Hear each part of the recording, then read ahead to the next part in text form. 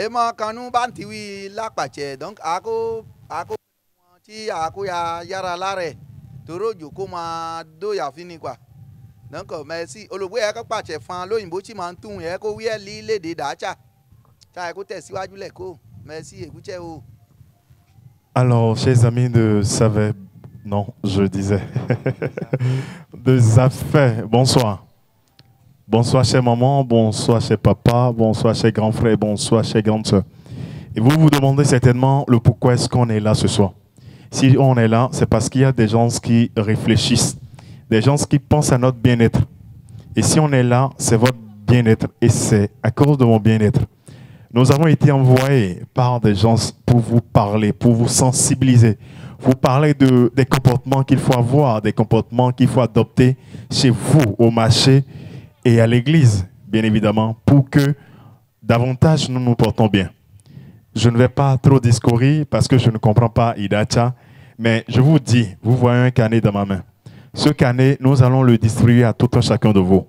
Ça vous permettra de vous rendre à l'hôpital et de faire une consultation gratuite. Ce carnet, ça vous permet également c'est un bon de vaccination. Ça vous permet de vous rendre à l'hôpital et d'être pris en charge et de bénéficier de la vaccination contre le coronavirus gratuitement. Donc si nous sommes ici ce soir, c'est vous projetez 3 films qui vont aborder de différentes thématiques. Et ces différentes thématiques seront, après la projection, expliquées par notre major, M. Fadjebe Clément. Il va vous expliquer des choses. Et bien évidemment, à la fin, après son explication, vous pouvez également poser des questions. Nous avons aussi des t-shirts à distribuer au cours d'un jeu questions-réponses. Donc, je vous prie d'être attentifs et d'écouter bien évidemment tout ce qui sera dit ici pour votre bien-être, pour mon bien-être et pour le bien-être de tout un chacun de nous. Je vous remercie. Merci.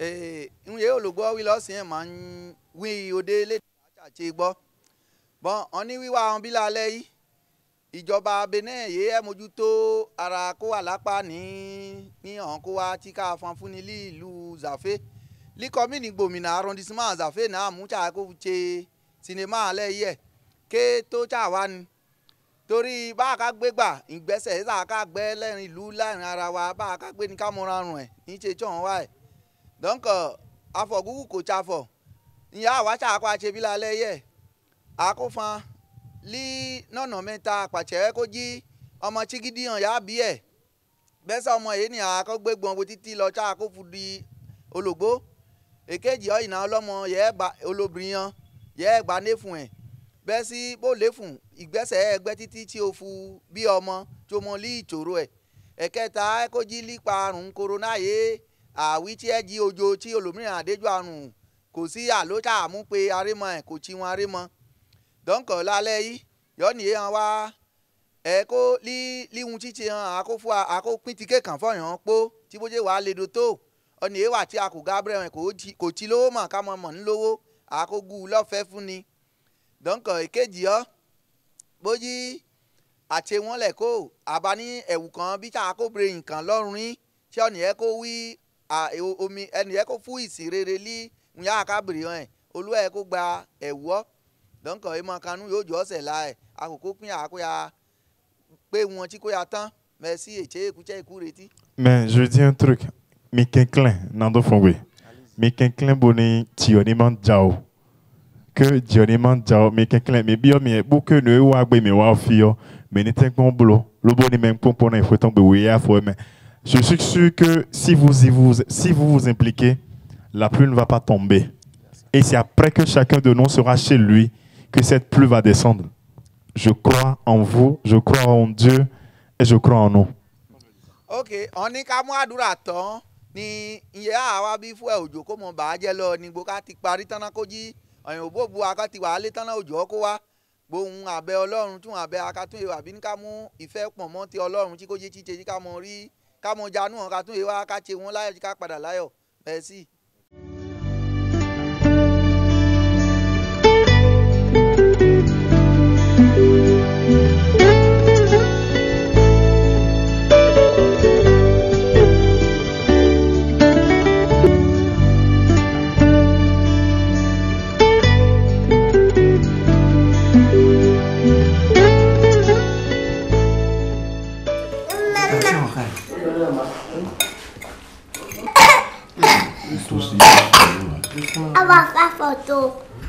Avec Mémé, quand tu vas sortir avec Mémé, vous allez faire photo. Viens, viens mon chéri. Qu'est-ce qui ne va pas mon chéri? J'ai froid et mal à la gorge. Tu as froid et tu as mal à la gorge? Oui. Attends, on va t'amener de la tisane. Tu as compris? Oui. Ah, ma fille femme, hein? Mémé. Amène-moi un peu de la tisane. Attends, je vais te donner tisane. C'est ça. Merci. Tiens.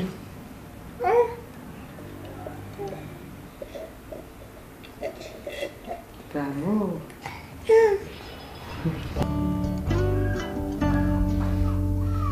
Pense à toi l'enfant qui déjà si jeune subit la dureté de la vie. Ange au doux regard, gorgé de bonté, a déjà le cœur meurtri par l'inconscience de l'aîné. Loin des bras de ta mère et de la chaleur de sa voix, qui saura te donner enfant tout l'amour que tu n'as pas reçu. Va, petit cœur, triste et fragile, pour qui l'avenir n'est que ta mémoire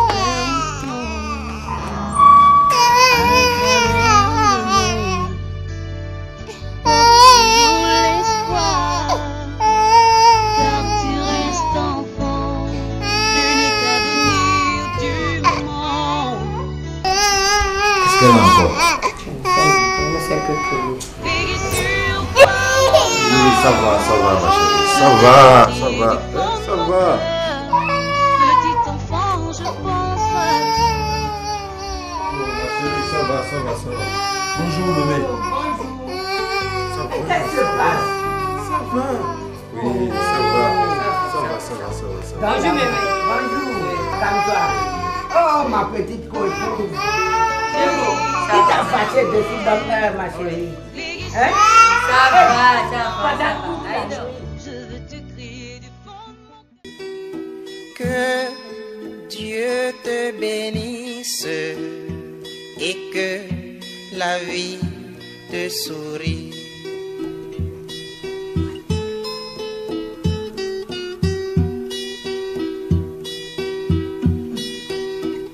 Dieu merci. 12 enfants de nos voeux par ton arrivée. Ça va. Tu nous lis davantage, sois le bienvenu dans notre foyer. Mémé est en train de taper la copine là. Toi Oh. qui viens de naître et qui souris à la vie. C'est ma Que Qui a fait ça? Ça va. Mémé, j'ai l'impression qu'elle a du mal à respirer. Ne t'en fais pas, ma chérie. Ça va passer. Mais c'est qu'elle est très fatiguée. C'est fréquent chez les bébés quand ils font leur nuit. Hein? Ça va aller. Hein? C'est Coco. Bon, je vais à l'école. Si ça ne va pas toujours, tu m'appelles, ok? Ok, il n'y a pas de souci. Au revoir, bonne journée. Dès que tu es avec nous ici, tu es sous la protection des divinités. D'accord, merci beaucoup. Ma chérie n'aime pas ça. C'est qui?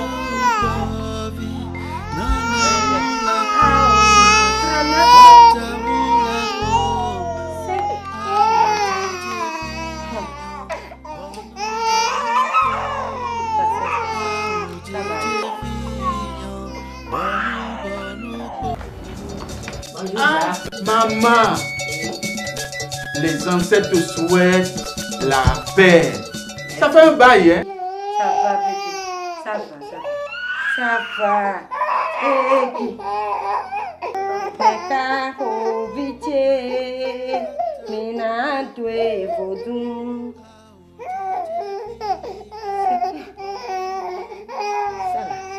plus que sérieux. Bonjour, Da. Quelle nouvelle apportez-vous? Pas de bonnes nouvelles, malheureusement. Je m'inquiète pour mes petits-enfants. Hein? Ma petite fille, elle est née il y a quelques mois. Et depuis quelques heures, je la sens en danger. Mon intuition est infaillible. Comment faire, Da? Je vois.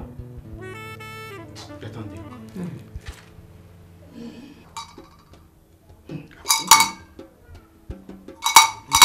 Ça ira. Hein? Je dis ça ira. Mais il faut faire vite. Hein? Ils ne sont plus loin. Je savais. Là, je savais. Ces mangeurs d'âmes et montés là, ils vont me voir sur leur dos. D'accord. Ce talisman, ça, vous allez mettre ça sous l'oreiller. De l'enfant? De l'enfant. Avec tout ça, ils sont hors de danger.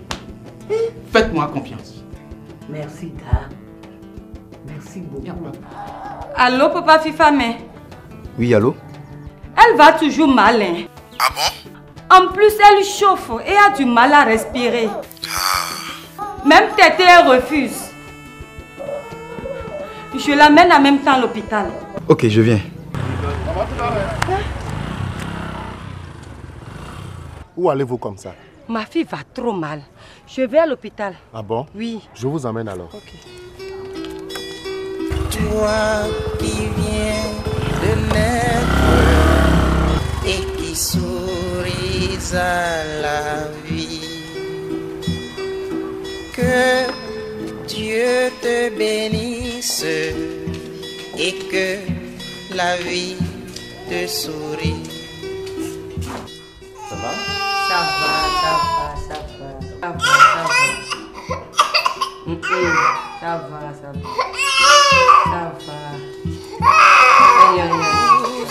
enfants de nos voeux, Ça va, bébé. C'est qui a fait ça? par ton arrivée, Ça va. Attention. Ça va, chérie. C'est bon. Ça va.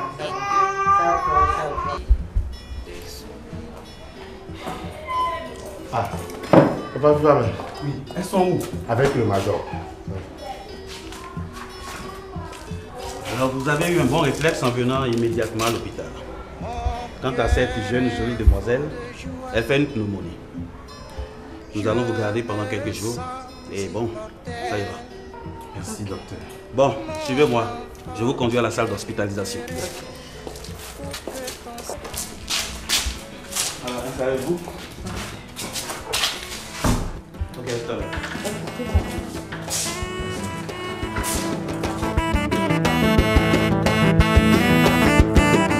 Face à une forte fièvre, des difficultés à respirer ou d'autres signes de gravité, il faut recourir immédiatement à un centre de santé pour éviter le pire. Merci, docteur. Je vous remercie de vous être aussi occupé de notre fils qui fait la toux.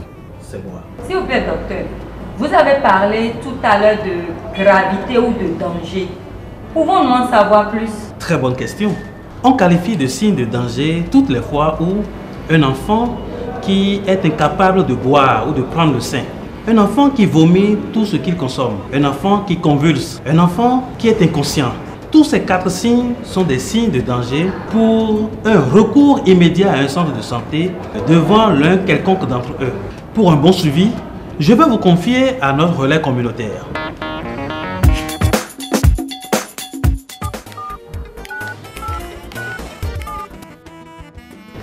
Allô?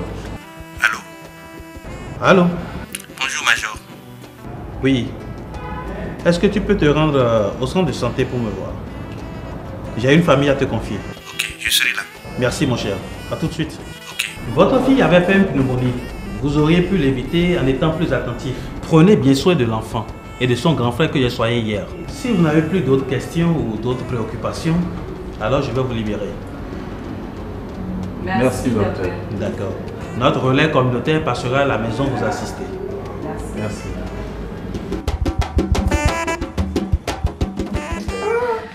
Non, mais quand elle m'a appelé, ça dit, Nous sommes faits là, bon, là, voilà.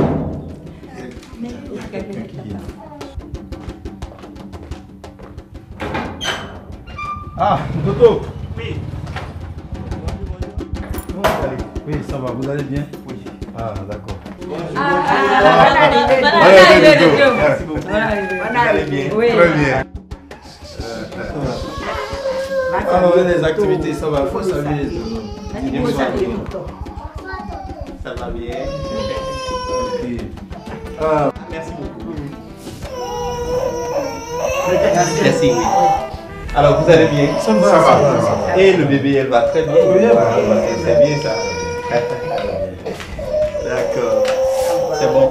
Donc, c'est l'aîné dont Major m'avait parlé. Oui. Et il va bien aussi? Oui. C'est bien, d'accord. Je vois que tout est rentré dans l'ordre. Et vous suivez très bien les prescriptions du Major? Oui, tout à fait.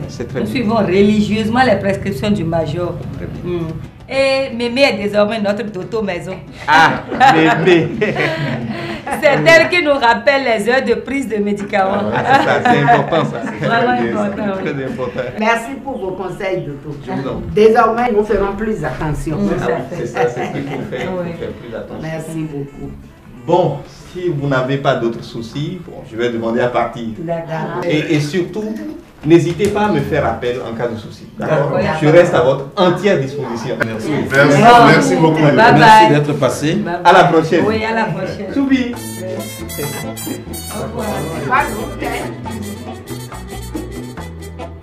De tout mon cœur, je vous remercie. Que le Seigneur vous le rende. La bonne graine, la mauvaise herbe, le chaud, le froid, tout ça c'est la vie.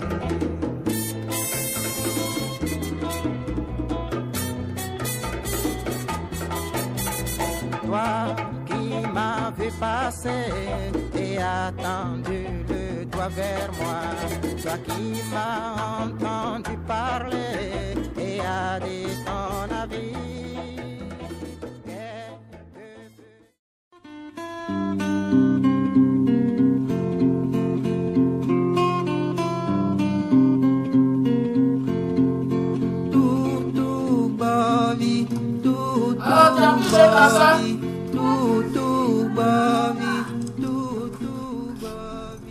J'ai demandé si tu as appelé ta soeur. Ah oui. Ça m'a assuré qu'elle sera avec nous dès demain. Vivement, il faut qu'on soit prêt.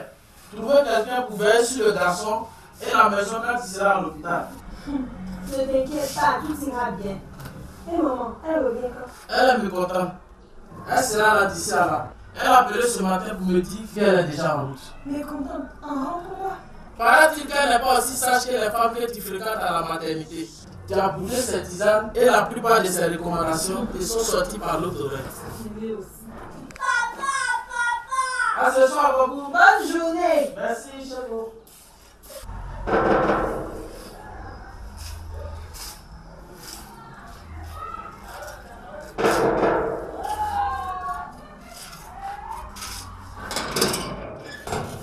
Surprise! Ah, ça pour une surprise pour nous. Tu connais qui va te faire la fête? On ne t'attendait pas avant demain. Mais tu tombes à pic. Surtout qu'on a recommandé le repos total depuis hier. Si ce n'est pas ton frère qui va s'occuper de nous. J'ai pu me libérer plus tôt. Ce bébé est vraiment chanceux. Oh, chou!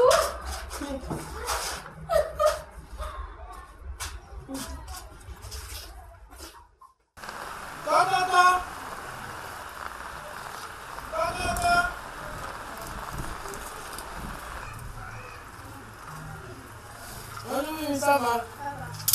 Ton père est-il là? Qui demande à pas voir? Bonjour, Fouaza! C'est moi, Nouna! Ah, merci, c'est toi. Comment ça va? Ça va bien? Mais viens, viens à l'intérieur.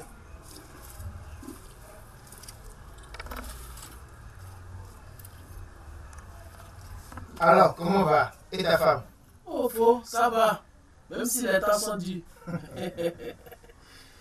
Je viens justement te voir à cause d'elle. J'aurais besoin de ton aide. Ah bon? Tu sais qu'elle va accoucher bientôt. Et en quoi puis-je vous être utile? J'aimerais que tu mettes ta voiture à notre disposition quand elle sera prête à accoucher. Je paierai l'essence. Merci. Ne t'en fais pas. Ce sera avec plaisir. Vous n'avez qu'à me faire signe. Je suis au repos en ce moment. Si c'est toi, il n'y a pas de problème. D'accord? Merci, Fouana. Salut, Salami. Comment ça va? Papa, tu es là. Mais moi aussi. Ah, mon petit mari, je suis revenu exprès pour toi. Eh bien, où est ta maman? On est arrivé, bébé. Elle est couchée sous la boutique. On lui a prescrit de rester souvent dans cette position jusqu'à l'accouchement. Tiens, Coco, on les fait de plus en plus fragiles et paresseuses. Et si elle n'a personne au monde? Heureusement pour moi que je ne suis pas orphelin. Quelle chance de t'avoir venu. Ah, c'est bien.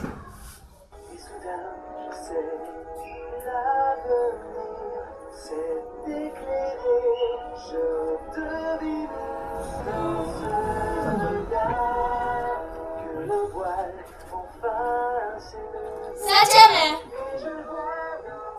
Ça va?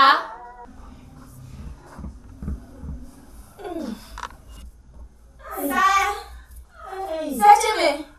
Ça va? J'ai de plus en plus mal. Hey, va chercher Fouaza dans la maison voisine. Quoi, il est bébé?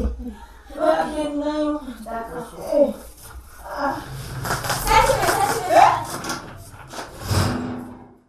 C'est ce que je vous ai appris ici, ça? Hein? Ça veut dire quoi, ça? Faux. Elle va accoucher, ça. Hein? Elle va accoucher. Ça, hein? Ok, d'accord. Donnez-moi quelques secondes.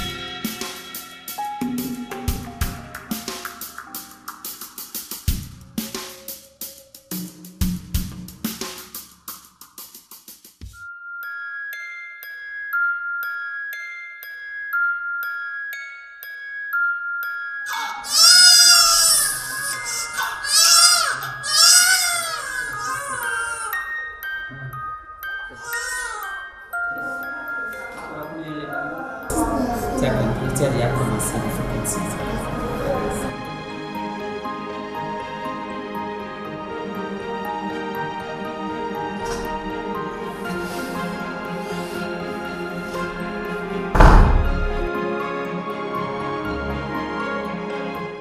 Félicitations, monsieur. Rassurez-vous. La maman et le bébé se portent bien, c'est un garçon.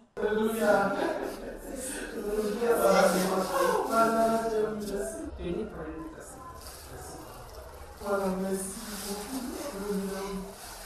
Il n'y a rien de grave. Tenez, voici l'ordonnance. Rassurez-vous, il n'y a pas de problème. C'est juste pour la continuité des soins. Vous allez finaliser les formalités au guichet plus tard. Autre chose, la mère et l'enfant ne pourront rentrer que 48 heures après. Nous allons nous assurer qu'ils se portent bien avant de les libérer. Oui, madame. On nous l'avait expliqué pendant les consultations prénatales.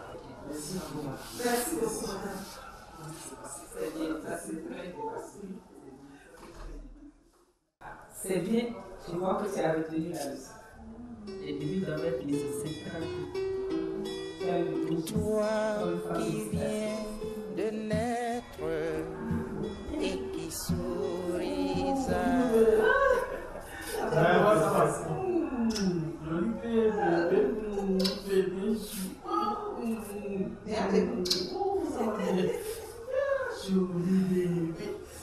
Mais ils sont si esophes. On n'a pas la moindre minute à perdre ici. On rentre. L'hôpital n'est quand même pas un endroit de luxe où on vient s'éterniser. Non. Oui.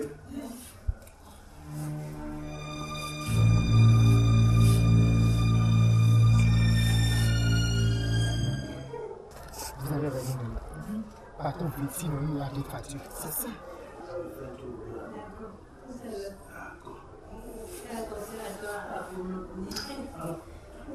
Ok, bon, à ce soir. D'accord, merci.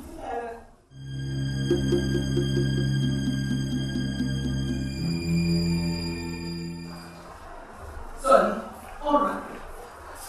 Tu as besoin de soins plus adéquats et le bébé aussi. Allez. Mais maman, on ne peut rentrer après demain si tout va bien. On vous a dit que tout va bien. Ou bien, tout est resté de ma parole? Ce n'est pas ce que Ninaï m'a dit avant de partir. Ah bon? Ah, c'est ce qu'on va voir.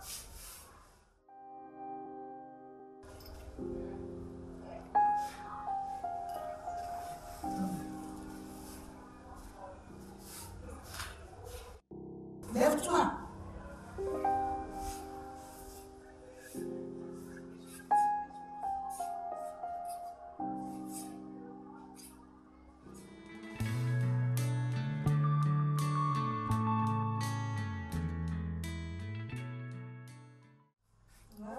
Tu es venu chez toi. Ça va? D'accord, bébé, je vais apprendre. C'est télé.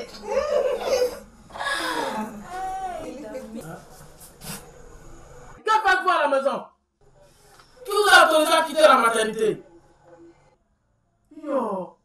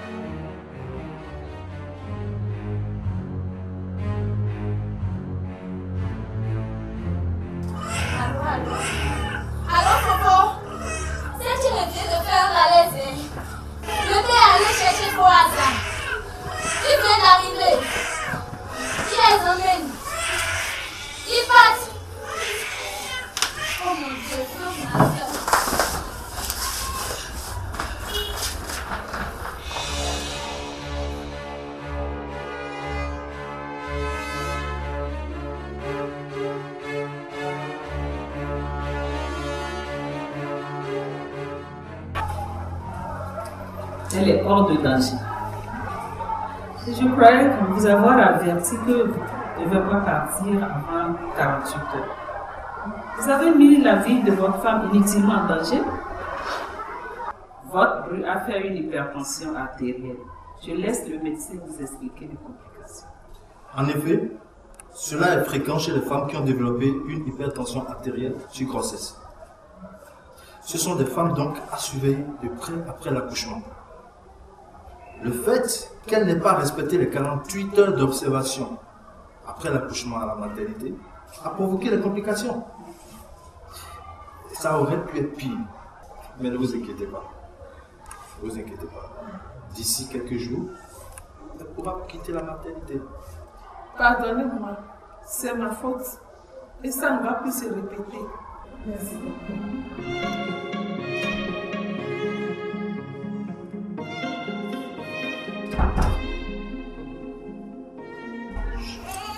Bonjour madame. Bonjour madame. Comment vous allez? Très bien. Je crois que ma patiente se porte comme une charme. C'est bien. J'ai une bonne nouvelle pour vous. Eh bien, vous allez pouvoir rentrer aujourd'hui pour que mes prenne le relais. Voici l'ordonnance et je compte sur vous pour l'aider à respecter les prescriptions. Merci docteur, que Dieu vous bénisse. Eh bien, n'oubliez pas de revenir la semaine prochaine. Vous avez accouché le vendredi passé, n'est-ce pas? D'accord. Vous allez revenir le vendredi pour la consultation postnatale avec le bébé. Cette fois-ci, vous pouvez compter sur moi. Merci, à bientôt. Merci, madame.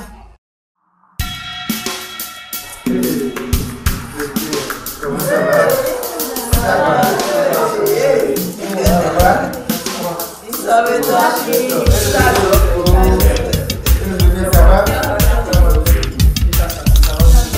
Ça va?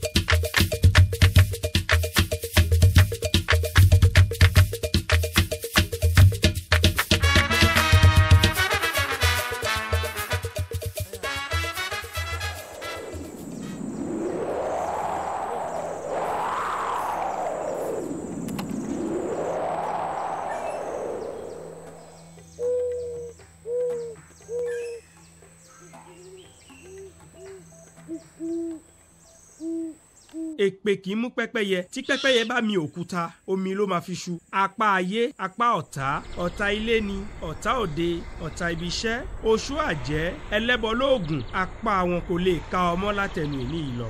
Ikú kíkú kan kò láṣẹ lórí rẹ mọ́ látẹnu ìní yìí lọ. Kò sí aburú kankan tí yóò ṣẹlẹ̀ sí mi mọ́.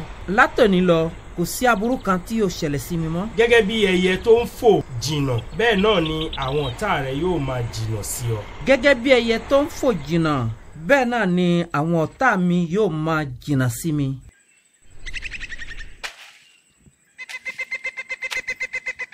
Gba ẹyẹ yìí fílẹ̀ kó fò lọ jìnnà. Mais cet homme vous a mis des choses. Tenez, André. Quittez. Pas de quoi.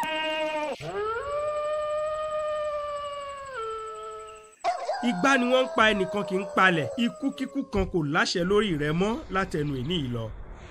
Nísìnyí bàbá, èló ni mo jẹ yín fún iṣẹ́ tẹ́ ṣe fún mi. Ìwọ náà gbọ́ nǹkan tó ń sọ. Ó mọ̀ pé ẹnu lásán kì í yọ obì lápò àgbà. Ṣe nǹkan tó lè ṣe fún àwọn àgbà. Ó ní bàbá, kò pọ̀ o, 50 àpò péré ni.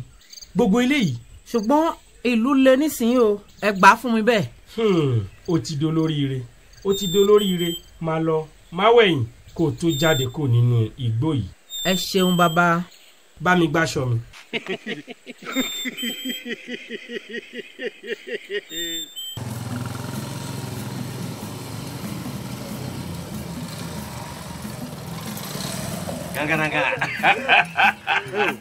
On t'a ń pè ní gangan nìyẹn. Ṣé o fẹ́ ṣe àdàlú ni? Àgọ́gọ́ ilé o. Ẹ káàárọ̀ ẹ̀yin èèyàn mi, ṣé ẹ wà ń bẹ̀? Ẹ káàbọ̀, ẹ káàbọ̀. Mo mà ti dé. Kíní ẹ ti dọ́gba o. Ṣé lóòótọ́? Bẹ́ẹ̀ ni ó ti dọ́gba. Tó o bá lo àgbo yìí, tó o tún kó COVID-19, wàláhì tó o bá rí mi tutọ́ sí mi lára. Ṣé bẹ́ẹ̀ ni? Àwọn baba ńlá mi ló fún mi lọ́wọ́ yẹn, wàá jábọ̀ fún mi. Bẹ́ẹ̀ni, òótọ́ ni. Wàá jábọ̀ fún mi.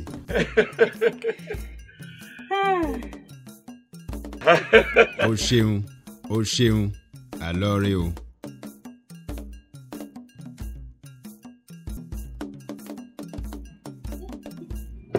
Rárá, mò ń sọ fún yín ní pé ìsọkúsọ pọ̀ nínú táwọn èèyàn ń kó sọ. Ìsọkúsọ nìkan ló ń sọ. Ibi tí ìwọ tẹ̀ rí i pé ìsọkúsọ ni, èmi rí i pé ìranù. Ṣùgbọ́n ṣóorí. Pẹ̀lú ìwà ìpààyàn náà kà ń kó ṣe, ẹ máa bá mi gbọ́ nǹkan tá ń sọ. Ẹ má gba abẹ́rẹ́ àjẹsára yìí. Mo wo àwòrán kan níjèlò. Nínú àwòrán yìí, wọ́n fi àwọn onímọ̀ ìjìnlẹ̀ tí wọ́n tọwọ́ bọ ìwé ìmùlẹ̀ kan pẹ̀lú èṣù, tí wọ́n sì gba abẹ́rẹ́ kan lọ́wọ́ èṣù tí wọ́n ní kán fún wa tipátipá. Ẹ bá mi gbọ́ ohun tó ń sọ ẹ̀yin náà pàápàá. Ṣẹ́ni térí ẹ̀ pé lè sọrú àwọn nǹkan bẹ́ẹ̀. Ṣẹ́yìn ò dáa, àbúrò bàbá mi sọ káàkiri fún àwọn èèyàn pé ọ̀kan nínú àwọn alábàáṣiṣẹ́ rẹ̀ tí ó ti lọ sí ìsinmi àfẹ̀yìntì. Ní tòótọ́. Gba abẹ́rẹ́ àjẹsára tí ó sì kú lẹ́sẹ̀kẹsẹ̀. Ọ̀rọ̀ nìyẹn o, ràdàràdà ìrégbè ìranù. ṣùgbọ́n ní ọjọ́ kejì ẹni tó kú ló lọ bẹ̀ wò nílé. Dúró, ènìyàn gba abẹ́rẹ́ àjẹsára alákọ̀ọ́kọ́. Lẹ́yìn ọ̀sẹ̀ méjì àrùn jẹ̀dọ̀jẹ̀dọ̀ gbé ṣánlẹ̀ nítorí pé àrùn jẹ̀dọ̀jẹ̀dọ̀ ń ṣe é. Ẹ̀yin náà ẹ sì mọ àwọn òṣìṣẹ́ tó wà ní ìsinmi àfẹ̀yìntì nítorí ẹnìkan rí ọkọ̀ tí ń kó àwọn aláìsàn lọ gbé lọ sí ilé ìwòsàn tó sọ fún ẹlòmíràn, eléyìí náà pàápàá tún sọ fún ẹlòmíràn títí ó fi dé ọ̀dọ̀ àbúrò bàbá mi pé arákùnrin náà ń ṣaláìsí lẹ́yìn tó ti gba abẹ́rẹ́ àjẹsára lọ́dọ̀ àwọn oníwòsàn. Láì ṣe pé ẹnikẹ́ni nínú wọn ṣe ìwádìí lórí ìròyìn náà, wọ́n sọ káàkiri pé ọ̀gbẹ́ni náà ṣaláìsí ni. Wá lọ wo ojú tí àbúrò bàbá mi ṣe nígbà tí ẹni tí wọ́n sọ pé ó kú yẹn lọ bẹ̀ wò nílé.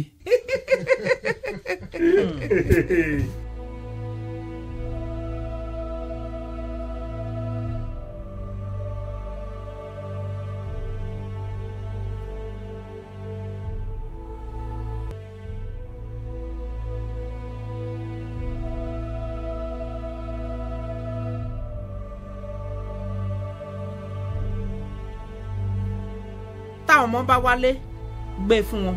Ṣé àwọn ọmọdé náà wà nú ẹ̀ ni? Bẹ́ẹ̀ ni, ẹ̀ẹ̀kan ṣoṣo láàrin ọ̀sẹ̀ kan. Kòrónà wo mo ti ṣetán pẹ̀lú ẹ̀. Ṣé ká fi dènà kòrónà ni? Ó ń gbógun ti COVID-19. Ó ti gba abẹ́rẹ́ àjẹsára alákọ̀ọ́kọ́, yóò sì gba tẹ́lẹ̀kejì ní àìpẹ́. Kì í wú àìsàn jáde lára. Ẹ̀yin ẹlẹgbẹ́ mi. Jíjó! Èyí ni ọ̀nà àbáyọ tó dájú láti gbógun ti COVID-19. Ẹ wo nǹkan tá à ń sọ nìyẹn. Kàkà kó lọ gba abẹ́rẹ́ àjẹsára láti fi dènà COVID-19, ó ń gbẹ́kẹ̀lé ewé ìyanu kan. Má wá ìjà mi. Ṣòrí tó o bá ń bá mi sọ̀rọ̀ má máa nà ká sí mi mọ́. Má wá ìjà mi. Farabalẹ̀. Ẹjọ́ ẹ̀tọ́ o, òun náà là ń sọ̀rọ̀ ẹ̀ ní bílísì. Àwọn àyọnusọ ọ̀rọ̀ ni ó pa gbogbo wa. Òun ń ṣe oníwòsàn, ó sì ń fún wa ní àgbo tí kò ní ìlànà tí a lè fi lò ó. Ó léwu o, mo ti pinnu ní tèmi o ń pé mi ò fẹ́ gbọ́ sọkúsọ tí wọ́n sọ lérí ẹ̀rọ ayélujára, pàápàá jùlọ àwọn ẹ̀rọ ayélujára yìí mo ti nùnù kó lè rí fóònù mi. Ó tún ní gbọ́ ìròyìn kankan mọ́. Lóòótọ́ tó bá ń gbọ́ gbogbo ohun tí àwọn èèyàn ń sọ sórí abẹ́rẹ́ àjẹsára COVID-19 yìí, ojú ó ṣe é kò tẹ níwò ẹ̀ kò tẹ̀ súnmọ́ pàápàá. Máa gbọ́ kí o sì máa ka àwọn ìròyìn lórí àwọn ẹ̀rọ tí ìjọba fọwọ́ sí. Níbẹ̀ ni wàá gbọ́ àwọn ìròyìn gidi. Ẹ̀rù ń bẹ̀ mí o, mi ò tí ì gba abẹ́rẹ́ àjẹsára. Lọ gba abẹ́rẹ́ àjẹsára lọ́fẹ̀ẹ́ tẹ̀ ni. Kò tẹ́ yé mi báwọn èèyàn ṣe lè gbéra wọn jó fún ikú. Dúró ná, má sọ fún mi pé ìwọ náà wà láàrin àwọn ẹni tí sì bàjẹ́ abẹ́rẹ́ àjẹsára tí wọ́n sọ fáwọn èèyàn pé kó má ṣe gba abẹ́rẹ́ àjẹsára. Gírò, má kọ́ mi nínú ìṣòro. Mi sọ fáwọn èèyàn pé kó má lọ gba abẹ́rẹ́ àjẹsára. Kí ló wá sọ? Mo sọ fáwọn èèyàn pé kó yan ààbò tó wù wọ́n láti ní. Ṣùgbọ́n kì í ṣe àwọn aráàlú ni wọn yóò yan irú ààbò tí wọ́n fẹ́. Ìjọba ti pàṣẹ pé kí a gba abẹ́rẹ́ àjẹsára gẹ́gẹ́ bí ààbò tí ó péye tí sì ń dènà àrùn COVID-19. Tí ẹni kò sọ o, ìwọ nìkan ló mọ ohun tó ń sọ. Èmi mọ ohun tí mò ń sọ ní tèmi. Mo sì yan irú ààbò tí mo fẹ́. Báwo? Ààbò táwọn baba ńlá wa tọ́ka fún wa. Kò sí ààbò kan lẹ́yìn abẹ́rẹ́ àjẹsára. Tiẹ̀ ti ta. Ẹ fi í sílẹ̀. Tẹ̀bọ́n ti sọ fún yín pé o ti gba abẹ́rẹ́ àjẹsára. Ta ló gba abẹ́rẹ́ àjẹsára? Níbo? Nígbà wo? Ta ló fún un? Báwo? Mo tún tẹnu mọ́ fún yín pé mo ti fowó yan irú ààbò tí mo fẹ́. Èmi àti ẹbí mi a ti gba abẹ́rẹ́ àjẹsára lọ́dọ̀ bàbá Egloge. Ṣé o sì rò pé o ti ní ààbò bẹ́ẹ̀ yẹn? Ijó! Tẹ́tí kò gbọ́ mi, abẹ́rẹ́ àjẹsára tí ìjọba yín ká gbà pẹ̀lú gbogbo àjọ àgbáyé lọ́fẹ̀ẹ́ ni fún gbogbo oníkálukú. Ìwọ wá tẹ́tí gbọ́ ìsọkúsọ tí wọ́n ń sọ kiri, ó wá lọ nànàkúnà tiẹ̀ ti bẹ́ẹ̀. Tí o bá tẹ̀síwájú bẹ́ẹ̀ yẹn, wàá di ọ̀mùtí pọ́nbélé. Àwa ò sì ní ọwọ́ nínú ẹ̀ pẹ̀lú ẹ. Lẹ́nu kan ṣá kò kán èmi. Mò ń gbà ẹ́ nímọ̀ràn pé kí o lọ gba abẹ́rẹ́ àjẹsára. Ṣé kì í ṣe babaláwo ẹ nìyẹn? Bàbá Egloge. tí o bá fẹ́ràn arákùnrin rẹ arábìnrin rẹ àwọn òbí rẹ àti àwọn ọmọ rẹ àbúrò lọ gba abẹ́rẹ́ àjẹsára. Abẹ́rẹ́ àjẹsára máa dáàbò bò ọ́ lọ́wọ́ covid àti pé yóò dí pínpín àrùn burúkú yìí tí ó ń da gbogbo nǹkan rú ní àgbáńlá ayé. Èmi ni babaláwo Egloge ọmọ ìlú rere. Guido!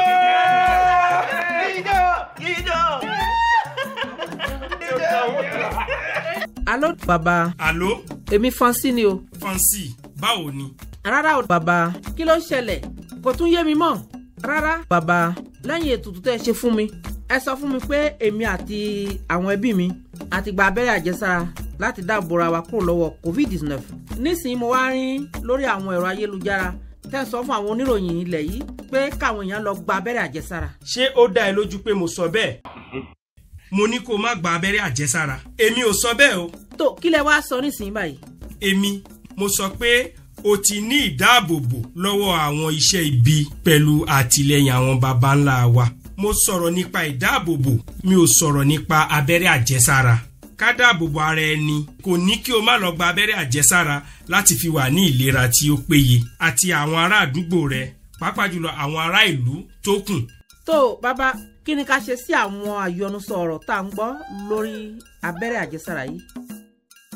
Má fi àwọn ìròyìn burúkú fi wá ààrẹ ní àkókò yìí. Lẹ́yìn àwọn ìlànà ìdáàbòbò, abẹ́rẹ́ àjẹsára nìkan ló lè fòpin sí pínpín àrùn kòrónà yìí. Ó dáa bàbá, mo ti gbọ́, mi tún ní pẹ́ lọ gba abẹ́rẹ́ àjẹsára náà mọ́. No, Pablo,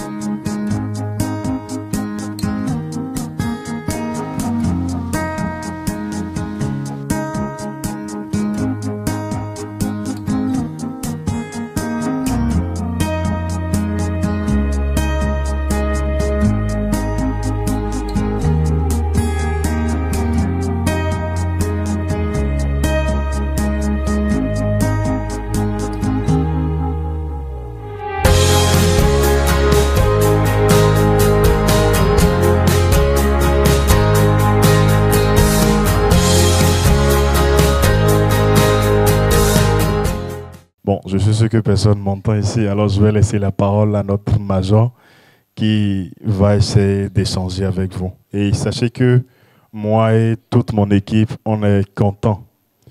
On est content du fait que vous êtes restés ici du début jusqu'à la fin. Nous sommes nous sommes constants ou contents. C'est la joie en fait, c'est l'effet de la joie. Il faut le dire ça hein, quand vous allez prendre la parole. Nous sommes contents du fait que vous êtes restés ici et la pluie ne nous a pas encore embêtés. Et je suis sûr qu'elle ne va pas aussi nous embêter. Alors, je vous prie de faire un banc pour vous-même. Il faut le dire ça. Oni unkin pípọ̀ fún agogo yé ọ̀yàn òbóbuà àyòkó bí bóyá linkan létà ẹ̀kọ́ ti ṣe mẹ́ títí dago yé gàyí àwàbí tí ààrẹ tíhun yé ọ̀ngbẹ́ tìlí kòtónú tí àníkà ṣe fi ni ẹ̀ ó dùn náà ọ̀nka tún ibà yín ka tún ẹsẹ̀ dóró bí gbé èkè lọ́lẹ̀ ó dùn náà ọ̀gùnlé mẹ́mú gbó ẹ̀ ké pa àtẹ́ òbú fara yín. Merci. Écoutez. Je crois, c'est ça, non? Oui, oui. Ok. Au nom de la population de l'arrondissement des Affaires aussi, je vous présente aussi vraiment nos sincères remerciements. C'est vraiment, c'est très, très, très présentable les présentations que vous nous avez faites là. Nous sommes contents de savoir comment vous remercier. Ça nous a vraiment émerveillés. On souhaite encore, avant la fin de l'année, si on pouvait vous recevoir une fois encore, ça nous fera plaisir. La meilleure manière de nous remercier serait de bien appliquer tout ce qui a été dit dans les différents films et d'appliquer ce que le major va dire ce soir, de les mettre en pratique, de les mettre dans vos comportements, de les partager autour de vous pour que plus nous soyons en bonne santé, plus nous puissions faire développer notre pays, notre commune, Glazoué et notre arrondissement a fait. Merci, monsieur. Ok, àìkó tẹ̀síwájú torí agogo alẹ̀ kó òmìnir ìkàntà wọlé òkàn. Ok, iye ọ̀nìyẹ àwa wífí ni ìrere àwa pín bá ní lí zàfẹ́lá lẹ́yẹ. Lápàtsẹ̀ ọ̀mùká tún máa jìjẹ̀ ṣàlàyé òde lọ torí lápàtsẹ̀ àfọn léde ìfún tánná ti kẹ́yìn ọ̀nà àwí léde Yorùbá tí ẹ̀ bóyá kò ti rìn òbóbuwe àbí ẹ̀ǹdì náà gbọ́ Yorùbá òde. Mẹ́ná lápàtsẹ̀ àkófọn lí lẹ́pa ọ̀nà mẹ́ta ọ̀nà àpàtsẹ̀ àfọn lára ọmọ chigidi hàn ọmọ kékeré yà á bí bójí dàda kò náà síbẹ̀ ni ìná dódó wà á lérè ìná kò síbẹ̀ dàda wà ní tójí ìná lọ lọ́jà tójí dàda dódó yàn wà tọ̀ ọmọ àpàtsẹ̀ wà wí fún wa ní bójí ọmọ kan gbóná ọmọ wa àwùkọ́rè ká mọ ní ewé ilé náà ká fún ọmọ ẹ̀ yóò wá sí tí ọmọ ẹ̀ tán wígbóná bó ti láàrọ̀ ọmọ tán wígbóná bó di lọ́sàn-án yára fànà ilé dòtó bọ́ọ̀kọ̀ ẹ̀ kò náà síbẹ̀ àlọ́ àyà kò náà síbẹ̀ tí dàda wà bẹ̀ ó yẹ dàda kó ya gbọ́ ọmọ tí kò gbẹ lọ líle dòtó torí yé àti présentation àpàtsẹ̀ fi ni táàdére ibà ọmọ àpàtsẹ̀ ọmọ lògbọ́ tán wígbóná tí ikọ́ ní ọmọ tán wú ẹ̀ tí grand mama ọmọ wà bẹ̀ lẹ́ẹ̀kọ́yàn wí ibà grand mama wí lápàtsẹ̀ fún ìná ọlọ́mọ ẹ̀ lẹ́ẹ̀kọ́ wá líwájú bí tẹ́kọ̀ ẹ̀kọ́ àfọ́ àlí ìrànmọ́ yóò rí àríkọ́gbọ́n yóò gbà lí wọn àpàtsẹ̀ yà wí fún wa ẹ̀ lásìkò ọmọ àpàtsẹ̀ yé présentation yà dére fini ẹ̀ yí ọmọ tán ikọ́ wú ẹ̀ ibà grand mama wí fún ìná ọlọ́mọ ẹ̀ lẹ́ẹ̀já ẹ̀ lẹ́ẹ̀mú etí sílẹ̀ tó rí ìhùn yá tiẹ̀ jẹ́ kó yan wáyé wájú jẹ́ kó àwí polú ẹ̀ wá tó àwí olóòyà jẹ́ kó gbà wọn àwòyàn òbú líwọn àpàtsẹ̀ tánná yà á tán wọn tá ní ìná ọlọ́mọ àbẹ̀ dàdá ọlọ́mọ àbẹ̀ grand mama ọ̀nì èjì màmá wà bẹ̀ tọmọ àpàtsẹ̀ tán ikọ́ wú gbólóhùn yé màmá ọmọ wí fún ìná ọlọ́mọ ẹ̀ lè já èèyàn yà á wí ẹ̀ ń ké orí àríkọ́gbọ́n èso ọ̀yàn kan rí ní olú ẹ̀ ọ̀nì ẹ̀ kó yan wí ẹ̀ kó wá líwájú bí kò àwí ó lọ́ọ̀yà kan jẹ́ kó gbà. bó ṣe ṣe kèsè ríran sí ilé ìbéèrè mi ní edò ó ti rẹ́ wí rómọ̀.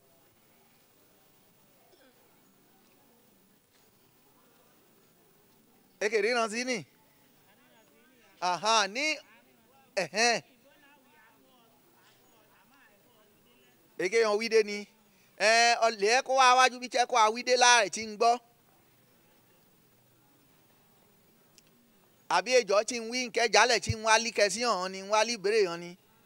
ok lápàtsẹ̀ yé ìgànnà mọ́mọ́ àwọn àbẹ̀ tí àfọ̀n fún aya ọmọ ẹ̀ àwí fọ ìná ọlọ́mọ ní kó mọ tuntun náà ikọ́ dìbòjì ọmọ kékeré hàn àdì olùgbòlà ibà àwùkọ́ nì tó àti kan léwé kòkò sí tó gbẹ́ ewé kòkò ọ́ tó àfọ́ ọmọ yóò náà fún ewé kòkò ọ́ tí ọmọ àwọn gbo màmá ẹ̀gbọ́nyá sùn lílé òbú ọ ni èrí ní ìwà di lóru ọ́ ara lẹ́wà gùlé yé lẹ́wà mọ́ ọmọ chigidi èjì àbínà fún olùgbò ọ́ nǹkan tún mímí ọ́ kò tó àjìlẹ̀ rere ró tsara wa gbóná dàda ọlọ́mọ ṣẹ̀jí mẹ́sì tó ti lọ léwé yóò lọ léwé ẹ̀ ìná ọlọ́mọ àwò lẹ̀kọ́ ẹ̀ dàda tánná kó lọ léwé àwí fún ayé ẹ̀ ní gbogbo jí wọn àgùlé ni kó wí fún un tí ń kó wá yéé kò àwa aya tẹ́jú agbẹ́ pọ̀tàlù tó àpè ọkọ̀ lọ lérò tó tó náà ra kò àmímọ̀ yín gbòhùn ẹ̀ kó sẹ́gbọ́ ọmọ lọ lérò tó lágòyà àwí ènìyàn màmá ọmọ ti lọ lílé awo tí àti gbẹ́ wọn fún ní kwamsi lígbèrí ewu ọmọ ó di wọn kó tán aya kò sẹ̀ tọ́ àretí ìná ọkọ̀ ẹ̀ tán náà ó pọ̀ ọkọ̀ ní gbogbo jíbẹ́ kó là kó lè do tó ọ yóò ṣẹlẹ̀ kó ọ̀ǹdínú arólògbó kan tó lògbó wà níta kẹ̀kẹ́ tó lògbó dòrò obìnrin níbi sólẹ̀ kó ní gbogbo bá ọmọ wọn àgbo náà nì yá tó lè do tó ọ ikọ́ èyí ikọ́ líle tí ó tà fún àgọ́ ọmọ tí alápà ń ní dò tó ọ yá tó bẹ̀ kiri ní owó òyìnbó kan tó ní pneumonia ní yọ̀hàn kó gbé bẹ̀ ó náà kó gbélé do tó ọ fún ọjọ́ méjì tó akẹ́ fún wọn lílé tí wọ́n gbé bẹ̀ fọjọ́ méjì tó kọ wọn tààrà tí ara wọn fún yá ní àká padà tílé do tó ọ wá lé ọ àwa táwa bá màmá ọlọ́mọ ìná ọkọ ti wà á lé ọbẹ̀ chasẹ̀ gbọ́mọ méjì yọ wá rírẹ̀ wọn wá jí ara mọ́ pó yá tí kò tọ́ bèrè ewé ti hàn lọ́kẹ́tse ewé ọ̀yàn dúdú ewé kòkó yìí ni a kò tọ́ amúyẹ̀rọ ajé ewé lédo tó hàn tó ajé ayọ̀ fún mọ̀mọ́ ọlọ́mọ yá rẹ̀ wá lé ọ́ ọ̀nìkan wà cháàjì abẹ́sẹ̀ do tó hàn ìlú kankan ní ìlú méje yìí arrondissement àfẹ́lẹ́ ọ̀nì abẹ́sẹ̀ yìí nìyẹn àwàlí ló gbòòbù àpè ọ̀nì ẹ̀hún ní relẹ̀ tí bójú nǹkan dóyà fún ọ̀nìkan tó wálé do tó tọ́ni ń rẹ́ wálé àdọ̀ fún ọ ní bójú ara kò àmì àló bó wà bákan ọ̀nìkan wà cháàjì abẹ́sẹ̀ do tó yìí wà á lùbáyà àdéré rí kan tá ọ̀nì ẹ̀hún àlọ́kẹ́ pàṣẹ wí fún wọn àlóbọ́ ni wọ́n sẹ̀ wá bọ́ tì í nì wọ́n ẹ̀rí ní ìyẹn kò àṣe yìí májọ́ ni wọ́n abèrè náà ara fi bá sówó àgbà bóyá ara kò àṣe eré wáró líka ní ọ̀kẹ́ mẹ́m bójú tánà olú ẹ̀kọ́ àlọ́ àti kọ́ sí líka ní ọ̀ ní bójú ó lọ sára kò àmì òrẹ́ wá ká máa ní gbogbo jí ń lọ lédo tó tí ń yé nkẹ́ ẹ̀ṣẹ̀ ẹ̀ kò àgbọ́ mọ̀ nkẹ́ fànà lé àwọ̀ àló nkẹ́ ẹ̀ṣẹ̀ wò mìíràn bó ṣe é nì ń yóò ké ṣe lédo tó ọjọ́ mẹ́ta ní ẹ̀ṣẹ̀ tán ká ní ìyẹn wà ṣe lédo tó ẹ̀ ó san àbí kò san dọ́nkọ̀ yẹ̀jí nǹkan tí a òbó òbúye wà bí lo ní àkágbẹ́ ṣáàkáfu gba ní ṣáàkáfu ṣiṣẹ́ níjẹ́ bójú nǹkan ṣe ni kò tí ọmọ kékeré hàn kẹ́dẹ́ mẹ́tò ní ọ́ ó jí líta ọmọ kékeré hàn náà àgbẹ̀kọ́ yẹ dọ́rọ́ ọmọ kékeré kò mọ nǹkan bójú ìnà ọlọ́mọ àbẹ̀ ń yẹn kó yan ní bá àmọ́ máa ṣe lọ́yà rẹ̀ kó àkókò yá ní bó ṣe ti dáadáa ni dọ́nká mọ ní bójú àwálé tó jí ọmọ wọn àwúkọ́rè àbìrì ibibi kan wà bójú ọmọ kékeré hàn bójú àtàn bìbì nǹkan póyà àfúsí lọ́rùn ẹ̀ jí ọmọ ẹ̀kọ́ àbì bó tàbí bẹ́ẹ̀ ọmọ ọmọ ní ìbìbì ọjí bìbì bóyá ẹni bóyá àwọ̀ eyín ni gbèdé àló bójú ọmọ àdánù inú dídà omi yé àdá lọ ẹ̀ kò tí omi rere omi yẹ ọlọ́run ti fún ni sí ṣẹ́ wà lára ni tí bó ayá ẹ̀jí ẹ̀jẹ̀ ṣèṣára ní ẹ̀yìn sí ẹ̀ omi ọ̀nà àwa lọ bẹ́ẹ̀ bójú àrí bẹ́ẹ̀ ó yá gbọ́ ọmọ ẹ̀ tó ń fa náà lédo tó ìtọ̀ àbójú ọmọ tán ó tán títọ̀ tó rí nìtọ̀ àṣeba ní àmọ́ra ni mọ̀ ní ìtọ̀ ẹ̀jí ìtọ̀ arímọ mọ̀ ní ìtọ̀ yé ni ó tà jí ìtọ̀ yóò ti jí ìtọ̀ títìrìn yá gbẹ́ ìfànà lédo tó tí bó ti tó lédo tó doto hàn ẹ́ kó wo ọmọ tí bó wà bá kàn án àkówí bó tó lédo tó wà ní ládùrì kùmọ̀ ni bójí àríníyè ọmọ ń gbé wá obìnrin ká channelist kan àájẹ́ kó gbẹ́wé mọ́ tá a kó kọ́ ti gbẹ́ fẹ́ tá a kó sẹ̀ pé lédo tó gbòmìnà tí bó tọmọ tí gidi ni ẹ̀ kó ní à bó tó bẹ̀ ó lọ líledo ilé iṣẹ́ yìí àyíká gbẹ́ tí bá sẹ̀gbẹ́ ń yóò àwẹ̀ ẹsẹ̀ rí tí bí ọ̀ka tó wà lé donc emo ha owó ní èlò lédo tó ẹ ná owó ó ṣe tí nkẹ́ ń fanu lédo tó kò tí níbò wà lédo tó tí a ní àkọ́hún sàn mí ń àpọ̀gọ́rù ní kó jí àpọ̀gọ́rù ọ̀nà ìgbẹ́ fún òmù ẹ̀hún yẹn jẹ́ àpàṣẹ wọn èdò tó ẹ̀ kó ṣe wúyẹ̀ náà pè ní premiation ẹ̀ bó ṣẹ̀ wà á lé tó à ní mọ̀ ń lo ewé ilé pàṣẹ àló mọ̀ ń kẹ́rẹ̀ ewé látẹ àló mọ̀ ń kọ́ ní ewé kòkò ẹ̀ kó jẹ́ ọmọ ó ti ká upó tọ́nà kó a tó lédo tó yé nìyẹn ó jí kẹ̀tọ́ ṣe róṣẹ́ jẹ́ ọmọ akẹ̀tọ́ ọmọ ẹ̀wà hàn ọlọ́run kó gbẹ́ yìí ní ìjìnà fi ni donc àpá ìkejì yá àdérefín ni láwòrán líbi ẹ̀ wà fún lára ìná ọlọ́mọ bójí òjẹ́ ìná ọlọ́mọ wà á lọ́kọ tójú ó léfùn yóò léfùn ẹ̀ ọjọ́ àpàṣẹ ò léfùn ọ́ ní ẹ̀ ti tán ètò ọmọ bíbí yéé kó ṣe oṣù mẹ́sàn-án tán náà bí ẹ̀ lọ́jọ́ àpàṣẹ náà ti tán sí ni ẹ̀ yéé ni wọ́n náà pè ní plan d'accouchement ẹ̀ ṣe tí ọjọ́ ẹ̀ kẹ́ bímọ bọ́kọ̀ ẹ̀ kò náà síbẹ̀ tọ́nìkan ti wà lágbè ẹ̀ ládògbè ẹ̀ ti mọ̀ ní ọmọ nìkan wà ṣáà àjíǹjà tó karagbe láwọn nìkan plan d'accouchement yóò lé fún wọn tó ọjọ́ ọmọ bíbí àsán mọ́ ẹ̀ dòtò wọn kó ti wífẹ́ ní ọjọ́ ògbótù báyìí mọ̀ dọ́ǹkù ọkẹ́ ẹ̀ ti mú ọnìkan lógun ìjẹ́ hàn tí ẹ ti tó o sí tí bó ti lágbè yín ọnìkan lí kẹ̀kẹ́ bẹ̀ ní bọ́ọ̀kọ̀ ẹ̀ kò sí lé nì bọ́ọ̀kọ̀ ẹsẹ̀ wàá lé ẹ kó ti gbẹ́ kẹ̀kẹ́ kan sí lí lágbè ẹ ní gbowó yí ó wáyá tí wọ́n á ṣẹ́ yẹn ẹgbẹ́tsẹ̀ ẹ fún lọ ilé dòtò tí ẹ lọ́tsẹ̀ ẹ kẹ́ fún bí ọmọ kò ó jí kẹ̀kẹ́ ṣe tí okò lọ lè dòtò tán náà ó bímọ sí ilé àlọ́ ara àti ẹ ọmọ bíbí wọn ọmọ bíbí àgbẹ̀ tí okò mọ́ bá ẹ ṣe gbà bó ti kó bẹ̀ bó jẹ́ lọ lè dòtò ṣe bímọ tètè àbímọ tsẹ́ bó bímọ láwọ̀ báyà nílalẹ́ àkẹ́tò gbọdọ̀ tó wọn gbọ́tsá àlọ́ òfin kọ̀ ìtsà yìí sì ń kò tọ́ wà bẹ́ẹ̀ ro bó bímọ ọjọ́ méjì náà ṣe lè dòtò tán náà wà lọ́lé ekèrí yìí màmá bímọ ẹ̀ àríkpọ́nà bímọ torí ń jà ọkọ ẹ̀ ní ti gbẹ́ mọ́tò mẹkanisẹ́ wọn tó wà fún gbẹ́ lọ́lé dòtò tsàsẹ̀ bímọ kò pín tán náà bímọ ndì nípa apá àrí mọ̀ àṣẹgbẹ́ bí ọ wá fún wọn àṣẹgbẹ́ bí ọ lọ ó tẹ̀ títí kó ṣe ilẹ̀ mọ́ àwa tí ìná ọkọ ní àfọ̀ṣe ọmọ ní ọ̀hún kó lọ lé ọkọ tí wàá rẹ́ lọ dọ́nkọ̀ ìjàre yìí iná ọlọ́mọ yìí wà bí ṣé jí iná wa ẹ̀ bójá ya wa bímọ ọgbọ́n yìí olùgbò wọn yéé tààmú té ti tètè ṣe èlì sùúrù bóná já àyà mi àbú nàmú kó mọ òye ní kó lì sùúrù tí kò gbọ́ òfin àwí lè tó ẹ̀ tí ká gbé bẹ́ẹ̀ fọjọ́ méjì èkèrè yà lọ́lé tán ojú wa tán ìná ọlọ́mọ kí ojú wa tán yín ṣáàfù rẹ lọ ó sáré díké lágbo yìí ní ẹ̀sùn jẹ́ àmọ̀rànjá ó àṣẹ fún tí a kò mọ̀ ni àló abẹ́rẹ́ kan wà jẹ́ kó gbà àló do tó hẹ́ kó mójú tó o yóò arẹ lọlé do tó ọ tí ó ara rẹ̀ pó ṣànígbò ó akẹ́tọ̀jọ́ méjì lẹ́yìn bí ó alọ́lé ṣàrà wa yín dé ṣàlọ́ ẹ̀ sáífà mọ́ àwífù ní bójú tẹ ọ̀sẹ̀ òbú ẹ kó rẹ wálé do tó dọ̀wọ́n bójú náà bímọ ṣé náà sànyàn kan wálé do tó ṣé ọlẹ́ bímọ ṣáàdá yín ìtọ́jọ́ méjì ọ ṣé ìwà lọ́lé èmọ̀ sí nílẹ̀yìn ọjọ́ ìwà lọ́lé bó tọ̀sẹ̀ òbú ìyẹn kó wá wíwá àyíké wáyé kò tí ní wá ṣe wa ná owó àsìkò mìíràn ẹ jí ọmọ ìyá bí ẹ bóyá omi kan wà ṣẹ́kọ̀ àbọ̀ létí ẹ̀ ìnà ọlọ́mọ bóyá àmọ́ràn ó dì inú ẹ̀ tí a kò mọ̀ lásìkò yóò bímọ ẹ̀ dán ọlọ́run kó gbẹ jìnnà sí ni ìyẹn ṣe tí bóyá bímọ ṣáàdá yín wa lọ́lẹ́ àní bó ṣe ọ̀sẹ̀ òbú eré wa nì yẹn náà pè ní sepoen náà àwo ìnà ọlọ́mọ ṣáàwó ọmọ katún ní ẹ́sìkè nǹkan já kò jẹ̀dù lára mọ́ ni àbí ọmọ báyìí ṣẹ́ẹ̀jì ọmọ yà bí ẹ̀ kò sọkún lọ́jọ́ yà bí ẹ̀ tí bó ayá ẹ̀ wá sọkún mẹ́ná lẹ́yìn ẹ̀nì ọmọ tígídí ẹ̀jì àbí ẹ̀ nǹkan ti jẹ̀dù sí lápẹ́ àló lẹ́sẹ̀ hàn èkèrè ni àló ibi líhan ẹ̀jì hàn kò àpá kò kú àló àtiwá lọ́lé inú ọ̀sẹ̀ òbúyé nì àtàgbẹ̀hùn òmíràn tá a lọ bá ní kọ́hún potas tá a lọ sí líhan kò sàn tètè àṣẹ yé nì mẹ́ yá àti ríran ti láyọ̀ lóní ẹ̀ yé nìyẹn àníkàmọ́ ṣeré bó wàá lè ro tó línú ọ̀sẹ̀ òbúyẹ̀ akówó yẹn nìyẹn pó lára mọ́ lára ìná katún akówó nẹ́sìkè yà á lọ́lé ara ìná kọ àgbónánù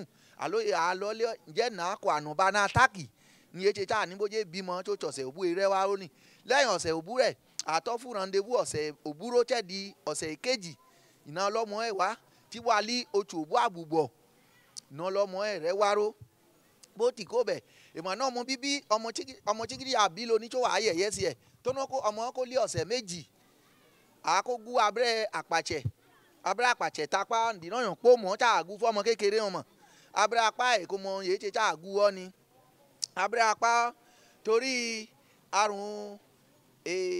àrùn ìkérí ní àrùn ikọ́ yà á pè ní ikọ́ àkọ́ńkọ́wẹ̀ torí ẹ̀ náà àgú ẹ̀ tí bó ti kó bẹ̀ nǹkan àti ẹ̀jì nǹkan ẹ̀ wọ ọmọ lẹ́kẹ́ báyìí dọ́n bọ́ mọ́ lóṣù bó àbùbọ̀ àgọ́ àpàchẹ́ ti yé nì bó lóṣù méjì àbùbọ̀ àgọ́ láǹkejì ẹ̀ bó lé oṣù mẹ́ta àbùbọ̀ àgọ́ láǹkẹta tẹ́wàá di oṣù mẹ́fà bọ́ mọ́ lóṣù mẹ́fà àgbẹ̀ lọ ṣáàfù lí vitamin A nǹkan wà lísà ẹ̀ wà lí rọ́bà báyìí tẹ́jì ẹ̀ wà lí ẹ̀jì ẹ̀lí kulẹ̀ bleu ẹsẹ̀ rẹ̀ lí kulẹ̀ pípa kulẹ̀ bè vitamin A yé nì ẹ̀ ṣe tí bójú ọmọ kò àríran ekèrè ní àṣẹ àgábẹ́rẹ́ wéjálẹ̀ rìn ìlú ṣáàpá ogo ṣáàpàdé làrún sí máa bí ṣáà rẹ̀ gbélé lẹ́gílìsì kàbọ́ lé bí ṣáà ní ọmọ chigidi wọn ká gbẹ́ wọn wá ṣáà fún wọn lí vitamine ewé ojú yẹ̀ ṣe ibojì ọmọ nǹkan ojí kòkòrò bẹ́ẹ̀ ṣẹ́ kó dóyà fọmọ àlóbọ̀ ayá kòkó àríran ró ẹ̀jì kì í jẹ́ bẹ́ẹ̀ àfúyé ni títí ọmọ ẹ̀ fún lọ́dún mẹ́rú tó ń bọ̀ adé ọdún bọ́mọ alẹ́ oṣù mẹ́sàn-án gàyí àwa agbó abẹ́rẹ́ ìwòrò fọmọ ekèrè ni dọ́nkọ̀ ọmọ bíbí ó ti lọ́jọ́ àpàchẹ́ ó léfùn títí lọ lásìkò ọmọ ẹ kó lọ́dún òbú àbùbọ̀lẹ̀ kó lọ́dún mẹ́rú tọ́nà náà lọ́mọ kó mọ̀ ní efùn yéhùn lí lọ́jọ́ yìí ní lọ́jọ́ àpàchẹ́ ọ́ àrígẹ̀ ẹ̀hùn à dáàbọ̀ ọmọ bíbí ọlẹ̀ kó ní bọ́mọ kò lọ́dún mẹ́rú ó jí iná lọ́mọ kò ti tán ni.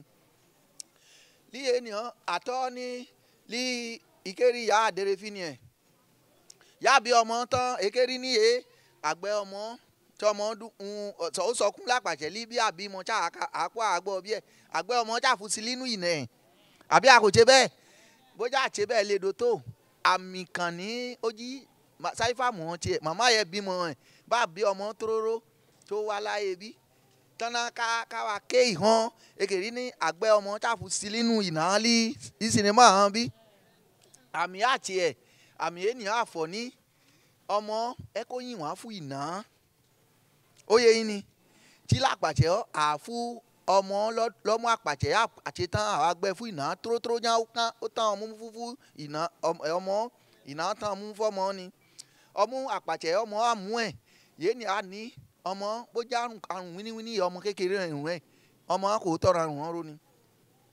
èkejì ọmọ kò sí bí ìnẹ́ kó là tí kò mọ̀ ní ìnáwó ni ibà àbí ọmọ chẹ́jì ọmọ ara ẹ̀ kẹ̀yìn ẹ̀ bójì ìná lọ́mọ yan fún lọ́mú yẹ̀ ara ọmọ ẹ̀ kò yin ni ọmọ bóna lọ léwé bóna wù ìwé ọkùnrin lè bá kàn ọmọ ẹ̀ kò mọ̀wé ni tọ́nkọ̀ bójì àbímọ tójì ṣáífàmọ́ ànígbò èfú lọ́mú ẹ máa déjú bóyá àkúyín lọ́rùn tìlí èéní ọmú yìí bóna fún tàpàtẹ́ ọtán líta tábìlì yá bí ọmọ tán táwa ẹgbẹ́ lọ líbí àgbẹ̀ ìná ọlọ́mọ tẹ́ ààrẹ fọ̀ fún yín ní ọmọ kó mọ̀ mu ń wò mìíràn péré ọmú yẹn títí ọmọ kó lótù mẹ́fà yéé nìyẹn pé ó wà lẹ́pa òbú ọ títí ni ẹ ṣe tí ọmọ ẹ lára tí bò rí ẹ mọ̀ ní ọmọ oṣù mẹ́fà sí bójì náà fún lọ́mú tí kò fún lí ewé kòkò àló kò wo ewé òmìnira tí kò mọ́ náà bá de ọmọ oṣù mẹ́fà fún yẹn kó ní ọmọ yẹn ó ti lí péré bẹ́ẹ̀ dọ́nkọ̀ àǹfààní yẹn wà lí ń yé nìyẹn pé ó nì lí apẹ́ kẹta lí ń yà á dèrè fi ni bí àwa lè ta àrùn covid-19 yẹn àyàn pé ó mọ̀ tí àṣẹ̀rí bá yẹ ká tún lọ gbà ẹ̀ ọ̀nì yẹn hàn àníbóyá bó mùsùlùmí tó wá ṣe lásìkò yẹn tí ilé ìdájẹ́ wọn kó àkún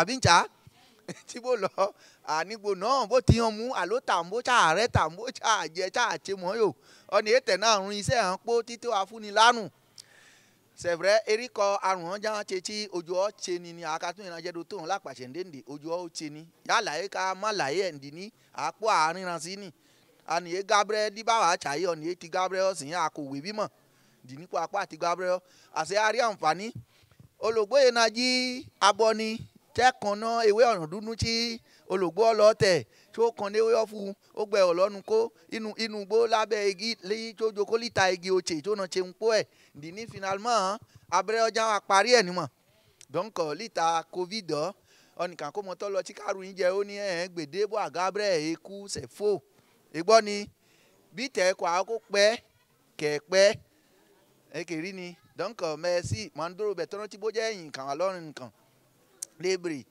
ó di merci echeku etiregbe. Bon, je crois qu'on doit bien ovationner notre très cher major. Non, vous n'allez pas partir. D'accord.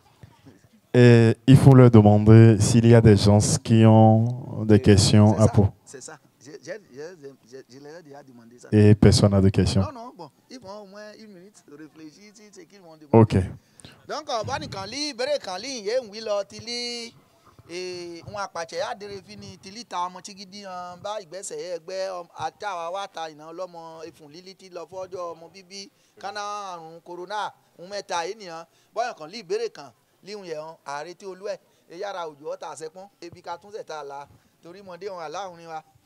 Maintenant, les tickets que nous avons distribués, est-ce qu'il y a quelqu'un qui n'a pas encore pris? S'il y a des gens qui ne l'ont pas encore pris, de bien vouloir se rapprocher de moi pour les prendre. Èrí ní ìwé máa kàn olùgbé ó rìn ìwé já tó pín ìwé máa kàn fún tí ń ta nígbò ìwé mọ́ bójú ìgbẹ́ wa lè do tó kò tí ní ìyó gbẹ́ wa pójà àkàbọ̀ ẹ lọ́fẹ̀ẹ́ àwọn bójú wa tó jí àwo ìwé máa ìwà bẹ̀ tí o kò gún abẹ́rẹ́ covid náà àìkógun fẹ́ bó ṣe tiwájú òtígú àkòótọ́gún fẹ́ ró bó ṣe náà àbákan tí ọ̀nà ṣàlàyé kan fi ni tó ti ba ní ìwé tó wà àkómọ̀ ní lọ́jọ́ ìyọ nìyé wá ṣáfọn lárùn dísímọ́ fi ni bí ta àrùn àrùpà oríṣiríṣi ènìyàn wọ́ka tún wà tí bẹ́ẹ̀ kó lọ lọ́kàn bó ti ba ní ìwé bẹ́ẹ̀ kó lọ lọ́kàn tó wà lédo tó àìkó ṣàlàyé fẹ́ bí èrè kan wà tí èrí ní èrè rè ọ́ dọ́nkàn mẹ́sì oníbójì ọ̀nà ìwà bí ọ̀yàn kan wà tó olú ẹ̀ kò gba ìwé mọ̀ ayé náà olú ẹ̀ kò sẹ́pọ̀n òun tí kò gba ìwé mọ̀ ọmọ yín ikọ̀ yóò nì mìíràn nì mẹ́sì ó dà á retí ọ̀nà ìlú ìbéèrè hàn ìbéèrè. À l'école, on nous dit qu'il n'y a pas de questions bêtes.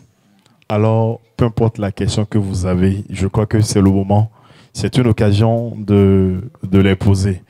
Et si vous vous rendez à l'hôpital avec le ticket que vous avez avec vous, vous avez aussi la possibilité de discuter avec un médecin. Si ce n'est pas le majeur, ce qui est sûr, il y aura un médecin qui sera là, avec qui vous allez échanger. Alors, nous voulons des volontaires, des gens qui ont des questions à poser, bien évidemment. Peu importe la question, peu importe le domaine, surtout que ce soit la santé.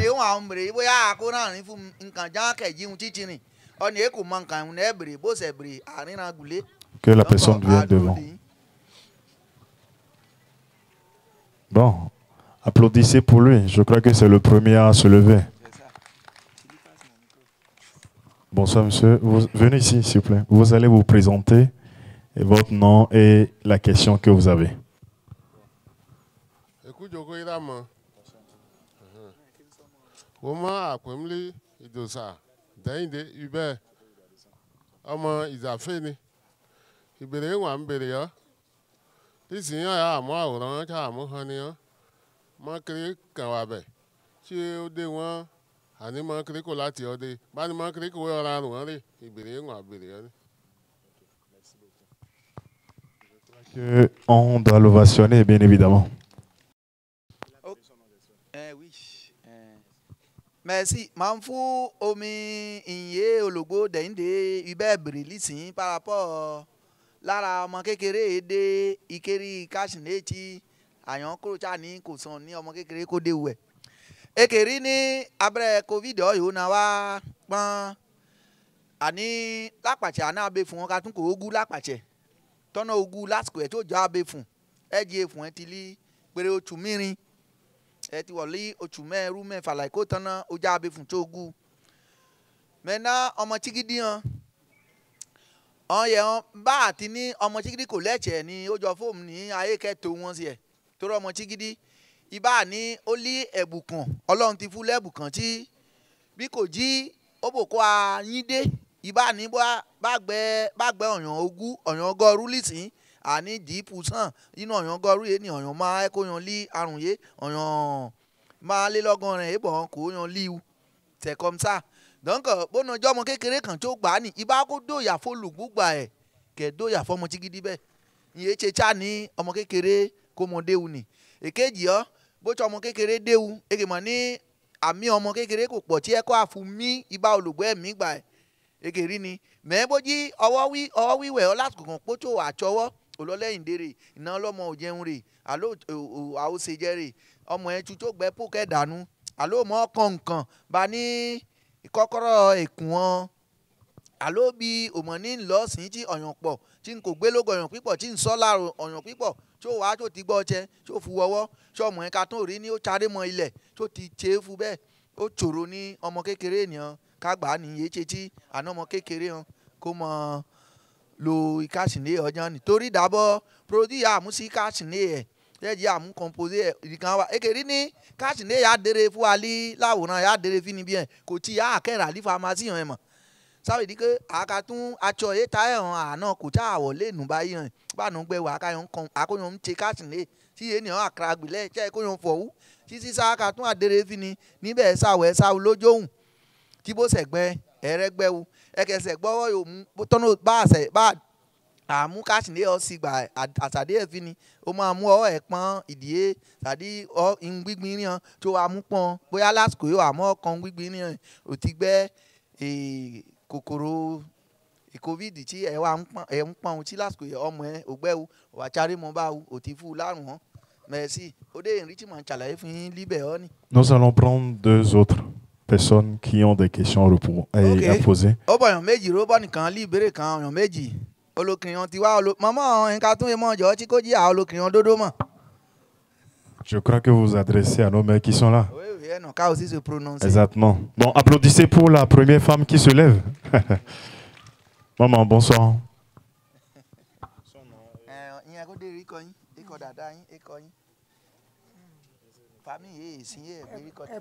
ẹkú kalẹ̀ ira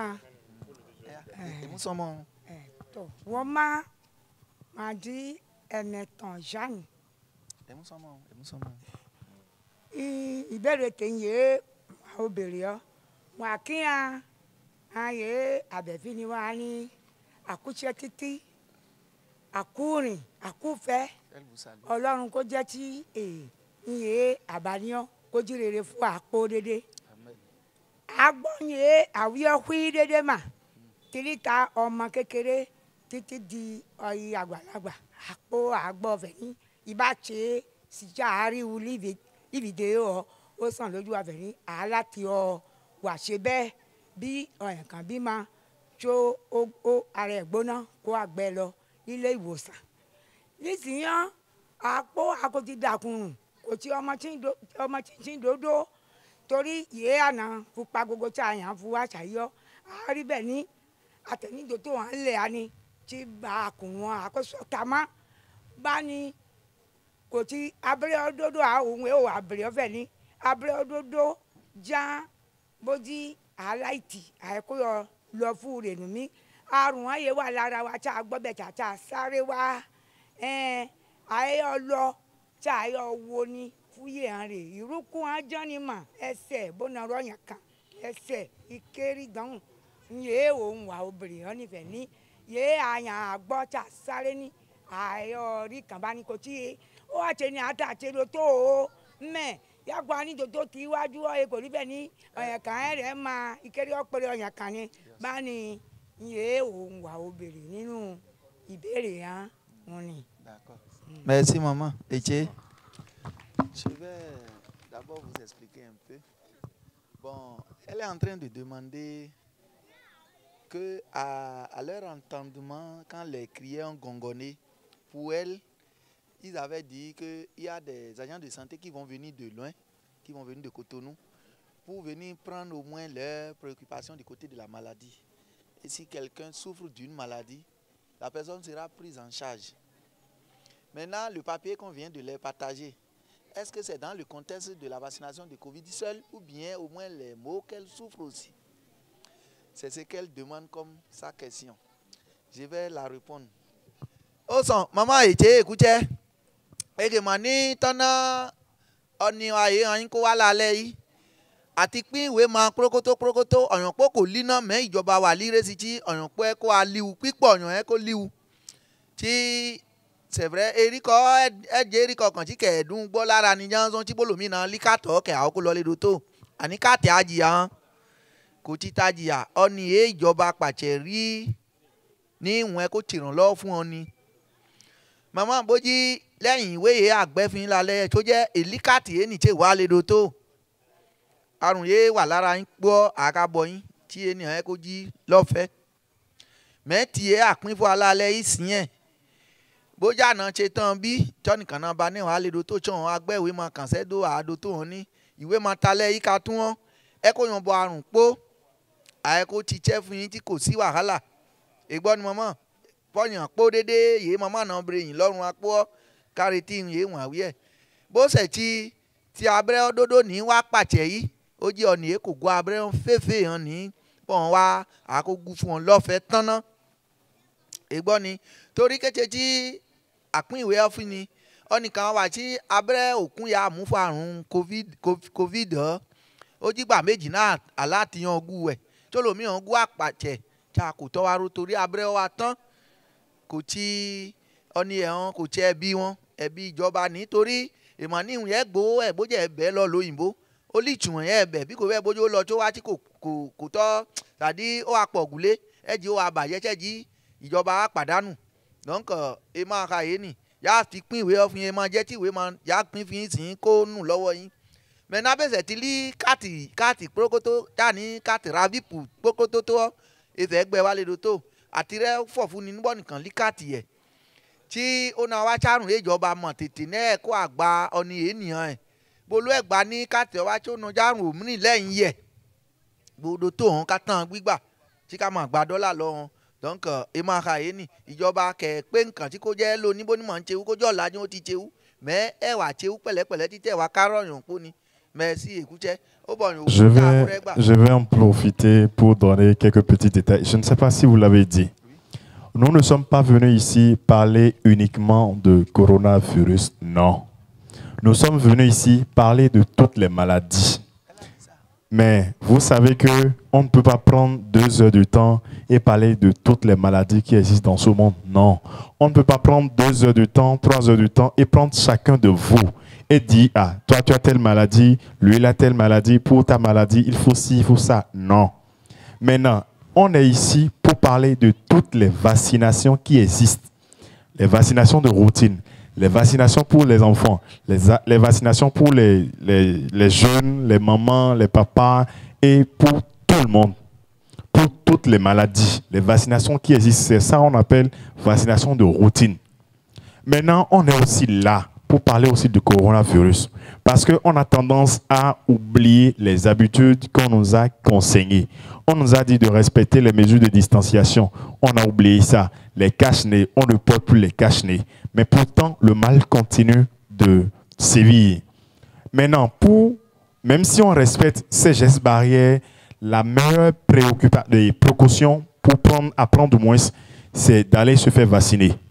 Si c'est dose unique, c'est de le faire. Maintenant, si c'est 2 doses, on a fait une seule dose, il faut aller faire la deuxième dose. Il y en a qui sont ici, qui ont fait seulement une seule dose et ont laissé la deuxième dose au médecin.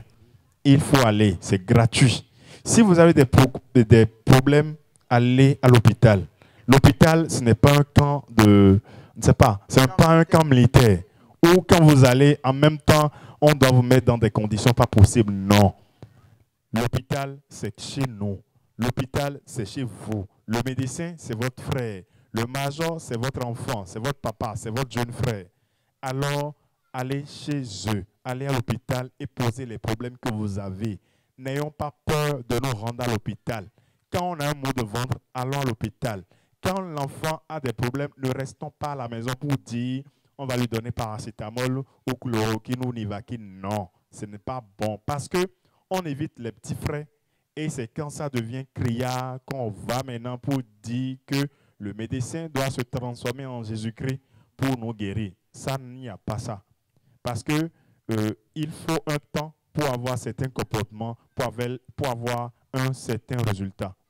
Donc, si on est ici, c'est pour prendre vos préoccupations. C'est pour vous encourager à vous rendre à l'hôpital. C'est pour vous encourager à aller vous faire vacciner. Peu importe la vaccination et peu importe votre maladie. Merci. Iye olùgbọ́ àlàyé wa ṣe ọ́ lẹ́pa òbúye màmá wa abèrè ìlísìn yẹn ni. Ó ní kò tí torí àrùn COVID-19 ọdọọdọ já hàn wá fi.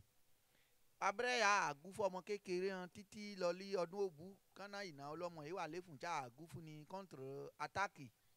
Yẹn kó dédé já wá fún ni bó ṣe tí kò bẹ̀ àrùn ríṣiríṣi ẹ̀ jí ọ̀yàn ẹ̀rùn ìgbésẹ̀ yìí ṣe ẹgbẹ́ mẹ́ta kò ṣẹ̀yàn fan lára àrùn yìí bọ̀ tí o kò jí àrùn covid ó ti wá lọ líbe náà mẹ́ yé ó kò á lọ kò á tán kánkán tí kò jí ká máa wí lítẹ̀ ń dáhùn tí ọ̀n padà wá líta àrùn covid ó ní bó ká mọ ní bóyá torí àrùn covid ọdọọdọ já ọ̀n wá ní mọ̀ yín ó di bí nǹkan ṣàṣe ọ nìkan olùwẹ̀kọ́ mọ mọ́nú àti yóò bú ọ gbóná jí ìwálí tiwa tó pèrè wá àkóràn yín lọ́wọ́ tá a kó gbẹ lọ tẹ ọ̀gá wa èyí dọ́tẹ̀ tí nǹkan tó ń bó mọ̀ lẹ́pa àwọn yẹ ẹ kó tse dọ́nkọ̀ ìyìn òde èyí wa mú kún àlàyé yìí màmá wa bèrè yìí nì dọ́nkọ̀ ó bọ̀ ní òbú tẹ́ kó wá.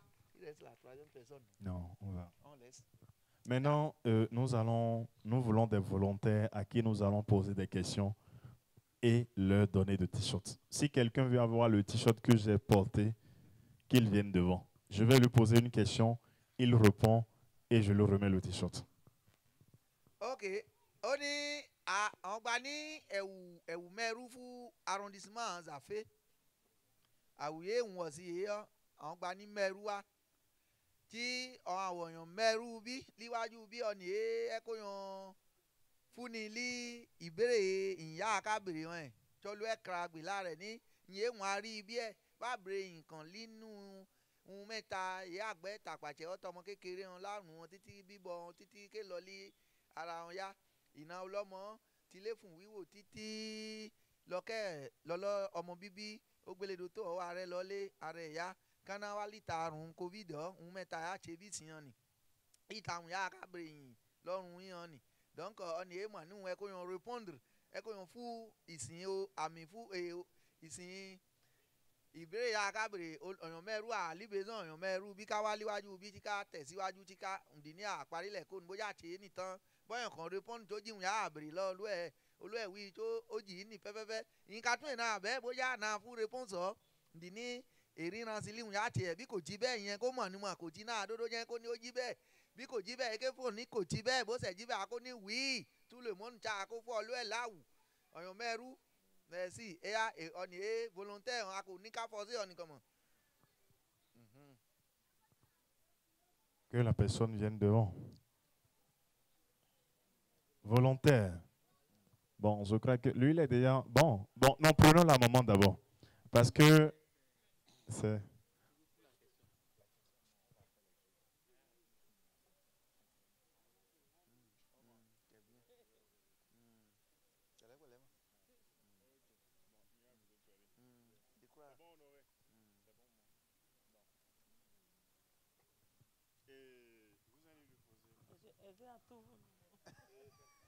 Et vous allez lui poser.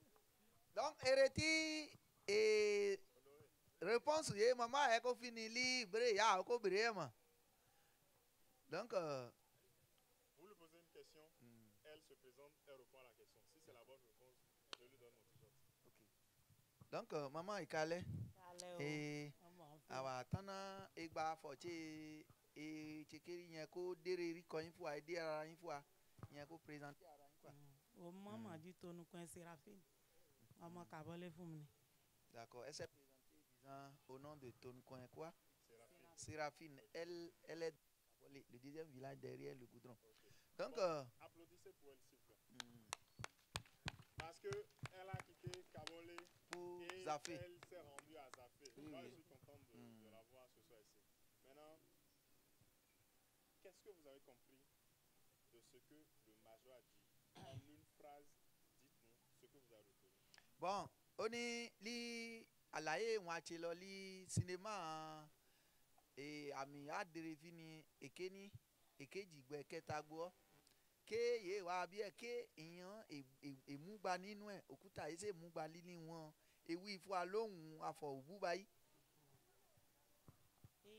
wọ́n yà mú di etí fún alápò dédé jí wọn òyì tọ́ tí wọ́n á sẹ́ wò nínú àwòrán àrífẹ́ ní ó rẹ́ kọ́ wa lọ́gbọ́n kan lálẹ́ táwọn níjí côté ti àpàtì ọ̀yà ẹ̀kọ́ bí wọ́n níjí ti mọ́ kiri ayé kó rọ̀ tí mọ̀mọ́ kẹ́ fúlí ó kẹ́ mú ewé sísè tí wọ́n á fún tí wọ́n á jí ká lo ewé sísè dodo ọ́ àkó fún mú ẹ̀kọ́ líbẹ̀fẹ̀ nígbò kò tí ewé sísè já ẹ̀kọ́ lò fún ọmọ bá gbóná yéé ní ọjà pàtẹ́tà ẹ̀kọ́ rífẹ̀ ní lídò tó ní ẹ̀kọ́ gbọ́mọ yéé ní ọ lọ ẹ̀ yéé ní alọ kóbè ọ́ èkejì ọ́ ní jí ti côté ti ti bá àti wọn lọ ní ti abẹ fún ọ ti côté abẹ fún ọ tí abẹ fún ọ yìí ní ìtàyọ yóò lé fún báyìí pa àbáyé nínú oṣù ó lé fún ọ nínú oṣù ẹni jẹun tó lọ ṣáka wọ ẹni ṣáka kàn ti tó ẹtì ṣáka wò bá ọmọ wà títí tí ẹtù ọ̀fun bímọ ń gbo àlàáfíà gbo ń bá akọrẹ lọ lídò tó ọ̀chá àrẹ́kẹ́ bímọ kò jí kó jí gbo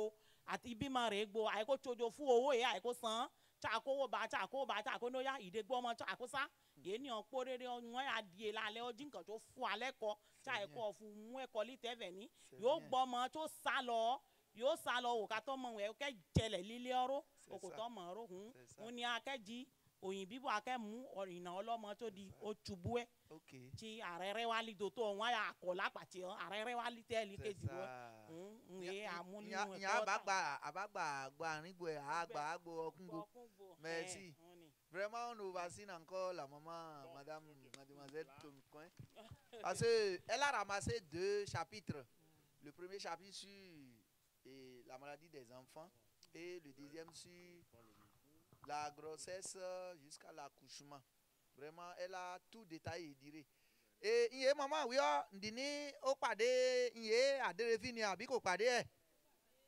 Donc, il y a oui, et côté oduna ini boko oui zelene. D'accord, donc encore puis pour abi awalo ni bo alfo nikan be ako gbe lejika ni bo akonewe koko fomo.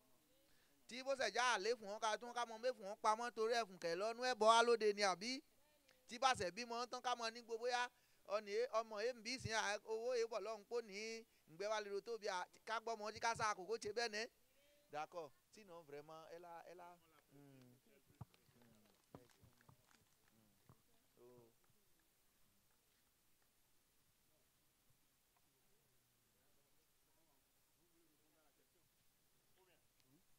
C'est pour ça les villes. Je peux lui remettre mon micro. Et on monte. Il n'y a pas de problème.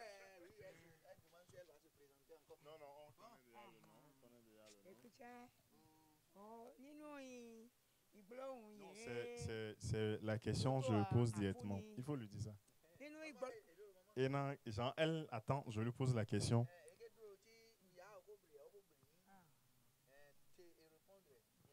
Pourquoi est-il important de vite amener son enfant à l'hôpital à partir du moment où on remarque, où on constate certains signes chez lui? Et au niveau que titi boji ọmọ wa gbóná àbí àárí àmì kan lára ọmọ tí kò dùn náà wa torí ké àkóyára gbẹ lọlédo tó ní ìyá àbèrè lọ́rùn yán ni. torí ìwé tẹ tí àkóyára gbẹ lọ ní. èmú sọmọ ọrùn.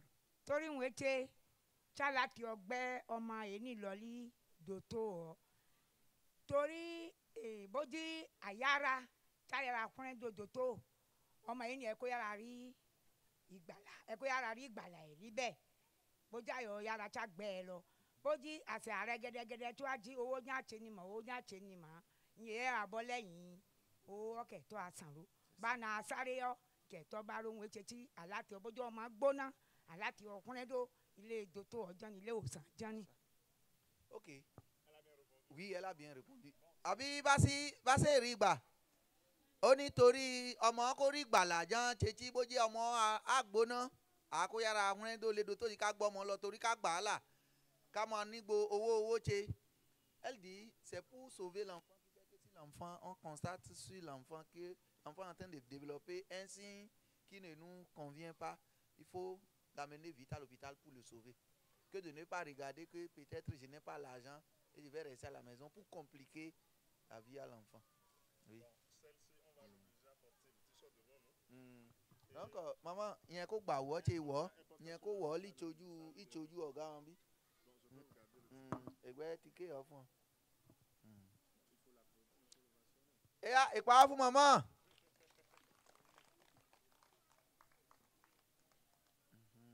Merci.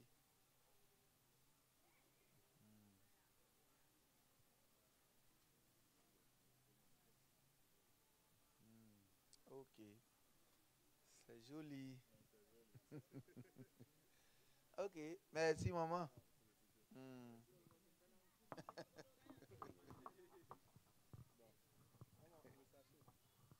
Et quoi sachet, Kéria? Un autre, tu veux? Bon, ok. On va prendre celui-ci.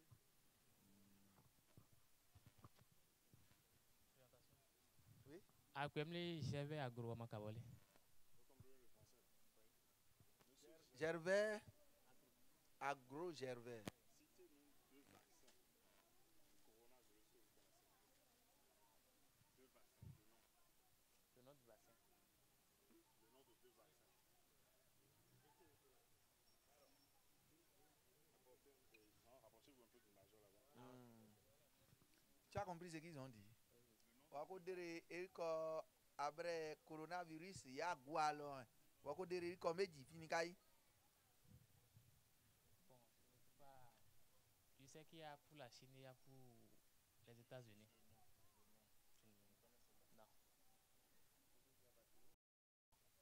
Les trois films dont on a suivi, oui. Chacun de devant était une question. Il était question de vite aller à l'hôpital pour la bonne prise en charge. Il s'agit d'une femme en état qui a été à l'hôpital pour l'accouchement et elle n'a pas suivi les règles du médecin. Et ensuite, elle a des complications une fois à la maison. Il s'agissait du coronavirus, du vaccin. Il s'agit d'un type qui a pris des mesures traditionnelles pour se prendre en charge. Mais en fin de compte, il était nécessaire de faire le vaccin.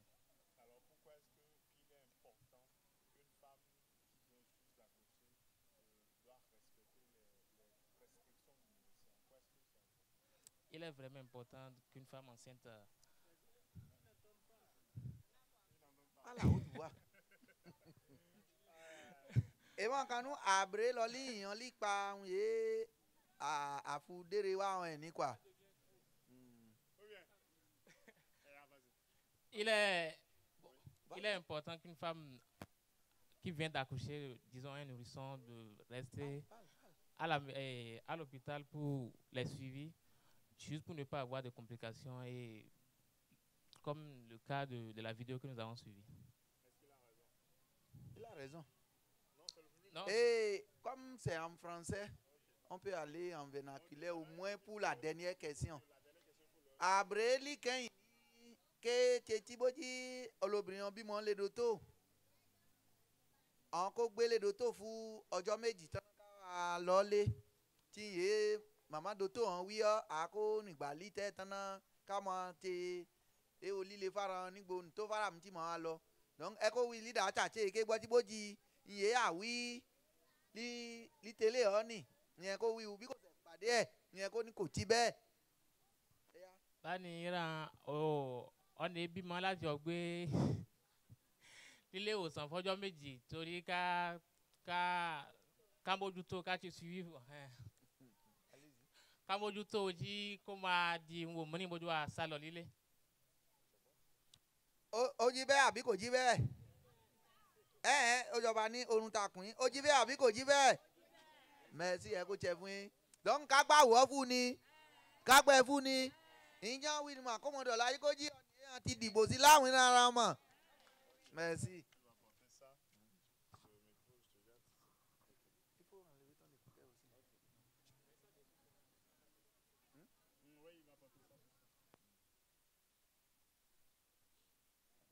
Applaudissez pour lui parce qu'il a bien répondu aux questions. Et oui, j'ai un dernier t-shirt. À qui est-ce que je dois le donner? Maman est là, c'est ça? Donc ça voudra dire que c'est 3 femmes qui ont pris mes t-shirts à Zafé ici. Donc si demain je reviens ici demander une fille en mariage, je suis sûr que vous devez me donner ça. Il faut leur dire ça dans leur langue. Ils vont bien comprendre. Olókìnrin kan kò lí nǹkan tí kò bá bèrèlì ní kò fún wa lómìnrin gbogbo olóbìnrin òdodo yán jọ́ni àwáléwájú tí bá bèrè nǹkan fún ni lómìnrin tí àkógbò ẹ̀wọ́ lọ lé ní gbogbo bójú wọn wá zàfẹ́fẹ́ tí wọn wá ya ìbá olóbìnrin ti fọn gbà lí lọ́jọ́ òní ọ̀dọ́ àkógbáya fún un lọ́fẹ̀ẹ́ àbí. Ben ni. Bon. Bon, maman. Neno Yomiro. Agré Thérèse. Ah. Agré Thérèse. Ok, maman. Question de tête, Dromi Bena, Cambiomide. Ó ní ké wùyín tí ká bèrè líyìn ìwà fojú kàn bí lo ní tá a dèrè fín lára àrùn àròpá mẹ́ta yé àwílọ ẹ̀. Omrila video ya mudi efinia. Onike libi tí wùyín tá ẹ kó bèrè yín lọ́rùn yín èrí ní mẹ́ta ní àdérefín ni bí ẹ̀ lápá pàṣẹ àtìtẹ̀fà lára ọmọ kékeré wọn bá sọ ọmọ kékeré wọn kó gbé àrùn yìí bọ́ ọmọ kékeré wọn àrùn ká mọ gbé lítà èkejì àwa lítà olóbìnrin wọn léfùn lílí títí lọ fọ́jọ́ ọmọ bíbí bá a gbégbá àlédò tó ẹ̀kẹta àwa lípa àrùn kòrónà yìí ó ti ṣe wá lọ mẹ́ kò ká tán kánákáná tí gbẹ́sẹ̀ yà ká gbẹ́ fún tí ká mọ́tọ́ gbà á nìró ẹ̀ gbọ́ àrùn yìí kò gábẹ́rẹ́ náà donc líhun wéwo mẹ́ta ènìyàn líbi sí wìyín tí ká bèrè yín lọ́rùn yín.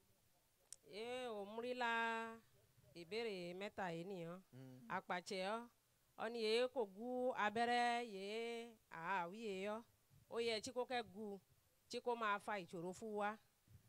Èkejì bí ọmọ ẹ gbóná nu nítorí fẹ́ ní ọmọ gbóná máa fẹ́ dẹ̀dẹ̀wú gbẹ́ lọ lílé ìwòsàn tí ká mójútó bẹ́ẹ̀ torí kó máa di wùmírín lọ́la. Ok mama tí bójú èyí ká tún wà pín ìrírí bá ní ìsìn ẹ̀jẹ̀ bójú ọmọ yẹn àgbóná èkè ìbọn nígbò máa ń pàṣẹ kéèrè wí àtẹ̀tánná tí ń fún. Ayé ṣeré bẹ́ẹ̀ kò yí owó èyí kẹ̀ sí lọ́ni ọ̀nà ayé pàṣẹ ṣeré bẹ́ẹ̀. Tí yàwó yìí bí lo ní àní káàdì owó àní káàdì tọ́nú tánná ká lọ lé do tó rè. Gbèdé ó jí ẹ̀kọ́ kan tó rẹ́rẹ́ tọ́tọ́ fún gùlé. C'est ça. Tí kò tó ọjí bẹ́ẹ̀ fún muro. Très bien. Et quoi vous? Donc, au premier abord, elle a abordé le dernier thème sur la maladie de Covid. Oui. Est-ce qu'elle s'est fait vacciner? On y a un après Covid. On y a un qui est guna. yọ nìkan nígbò bá gu ẹ fa àrùn pẹ́pẹ́pẹ́ wa tí àrùn wọn kò tà dóyà fún lára ǹdá orí tí màá sèrè lọ́lọ́tàn ló sì ń wọ́n etí ọ. que à cause des rumeurs. Maintenant, est-ce que après ce que le major a dit ce soir. Tí èé àkáwá dére wọn fún yín sí tí ọ̀nì ẹ̀kẹ́tsẹ̀wé nu koríko títí tó a mú ọtí ìgò lítìrì méjì tí a tẹ ọ̀pá nkún fún tó mu títí. ó rẹ fún mi lẹ́kọ̀ọ́ kan lóní tí ìrìn fẹ̀ ní láti ọgùn bí kò jí bẹ́ẹ̀ ọ kò sàn. Que elle est convaincue aujourd'hui et obligatoirement elle va se faire vacciner. Il faudrait qu'elle lance un message à l'endroit de la population.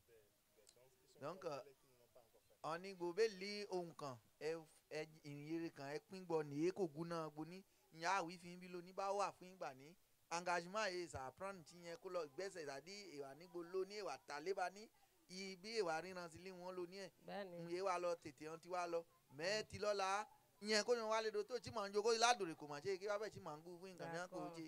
ìrọ̀mà ìkàlẹ̀ èkú fẹ́ èkú ìgbọràn yé àmúfiniwá lóníyàn ó jẹ́ kọkàn fún òun tí ń sẹ̀rá fún ìyìn ọmọ náà ma fẹ̀ ní yẹn ń gbọ́ tí ń rí lóníyàn àyè kò gún abẹ́rẹ́ yé àníkàgún yé yọ àkó tí agbára ò bó bu àwọn tí a kó dédé àwọn kẹ́ gu tí a kó ra nfààní ojú kó mọ́tò ṣe wa ró yẹn rí lẹ́ ọ ni.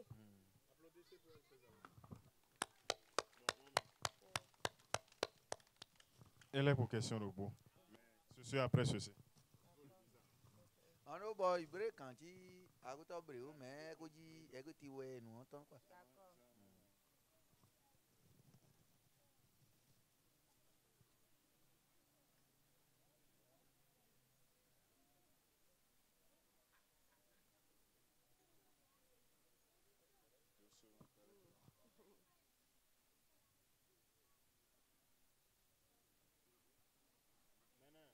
Qu'elle nous dise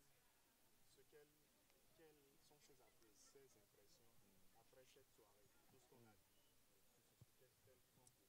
quel est sa joie, àní lí ń alẹ́ ìyá àti yìí bá sí ó wà fínú ó dùn náà yín rè kò dùn náà yín rè ìríran sí ní rè èkè ìríran sí ní ó tó àfún ilé ẹ̀kọ́ gùn lérò àfún ilé ìrànmọ́ mọ́ ìrànmọ́ bí ó tó apá yín gùn lé ni.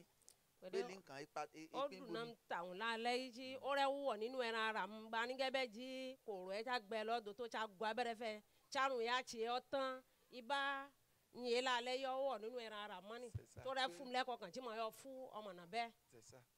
Que elle est contente de cette présentation ce soir. C'est tout comme si elle souffre d'un mal et on l'a amenée à l'hôpital, on lui a fait l'injection et le mal est calmé.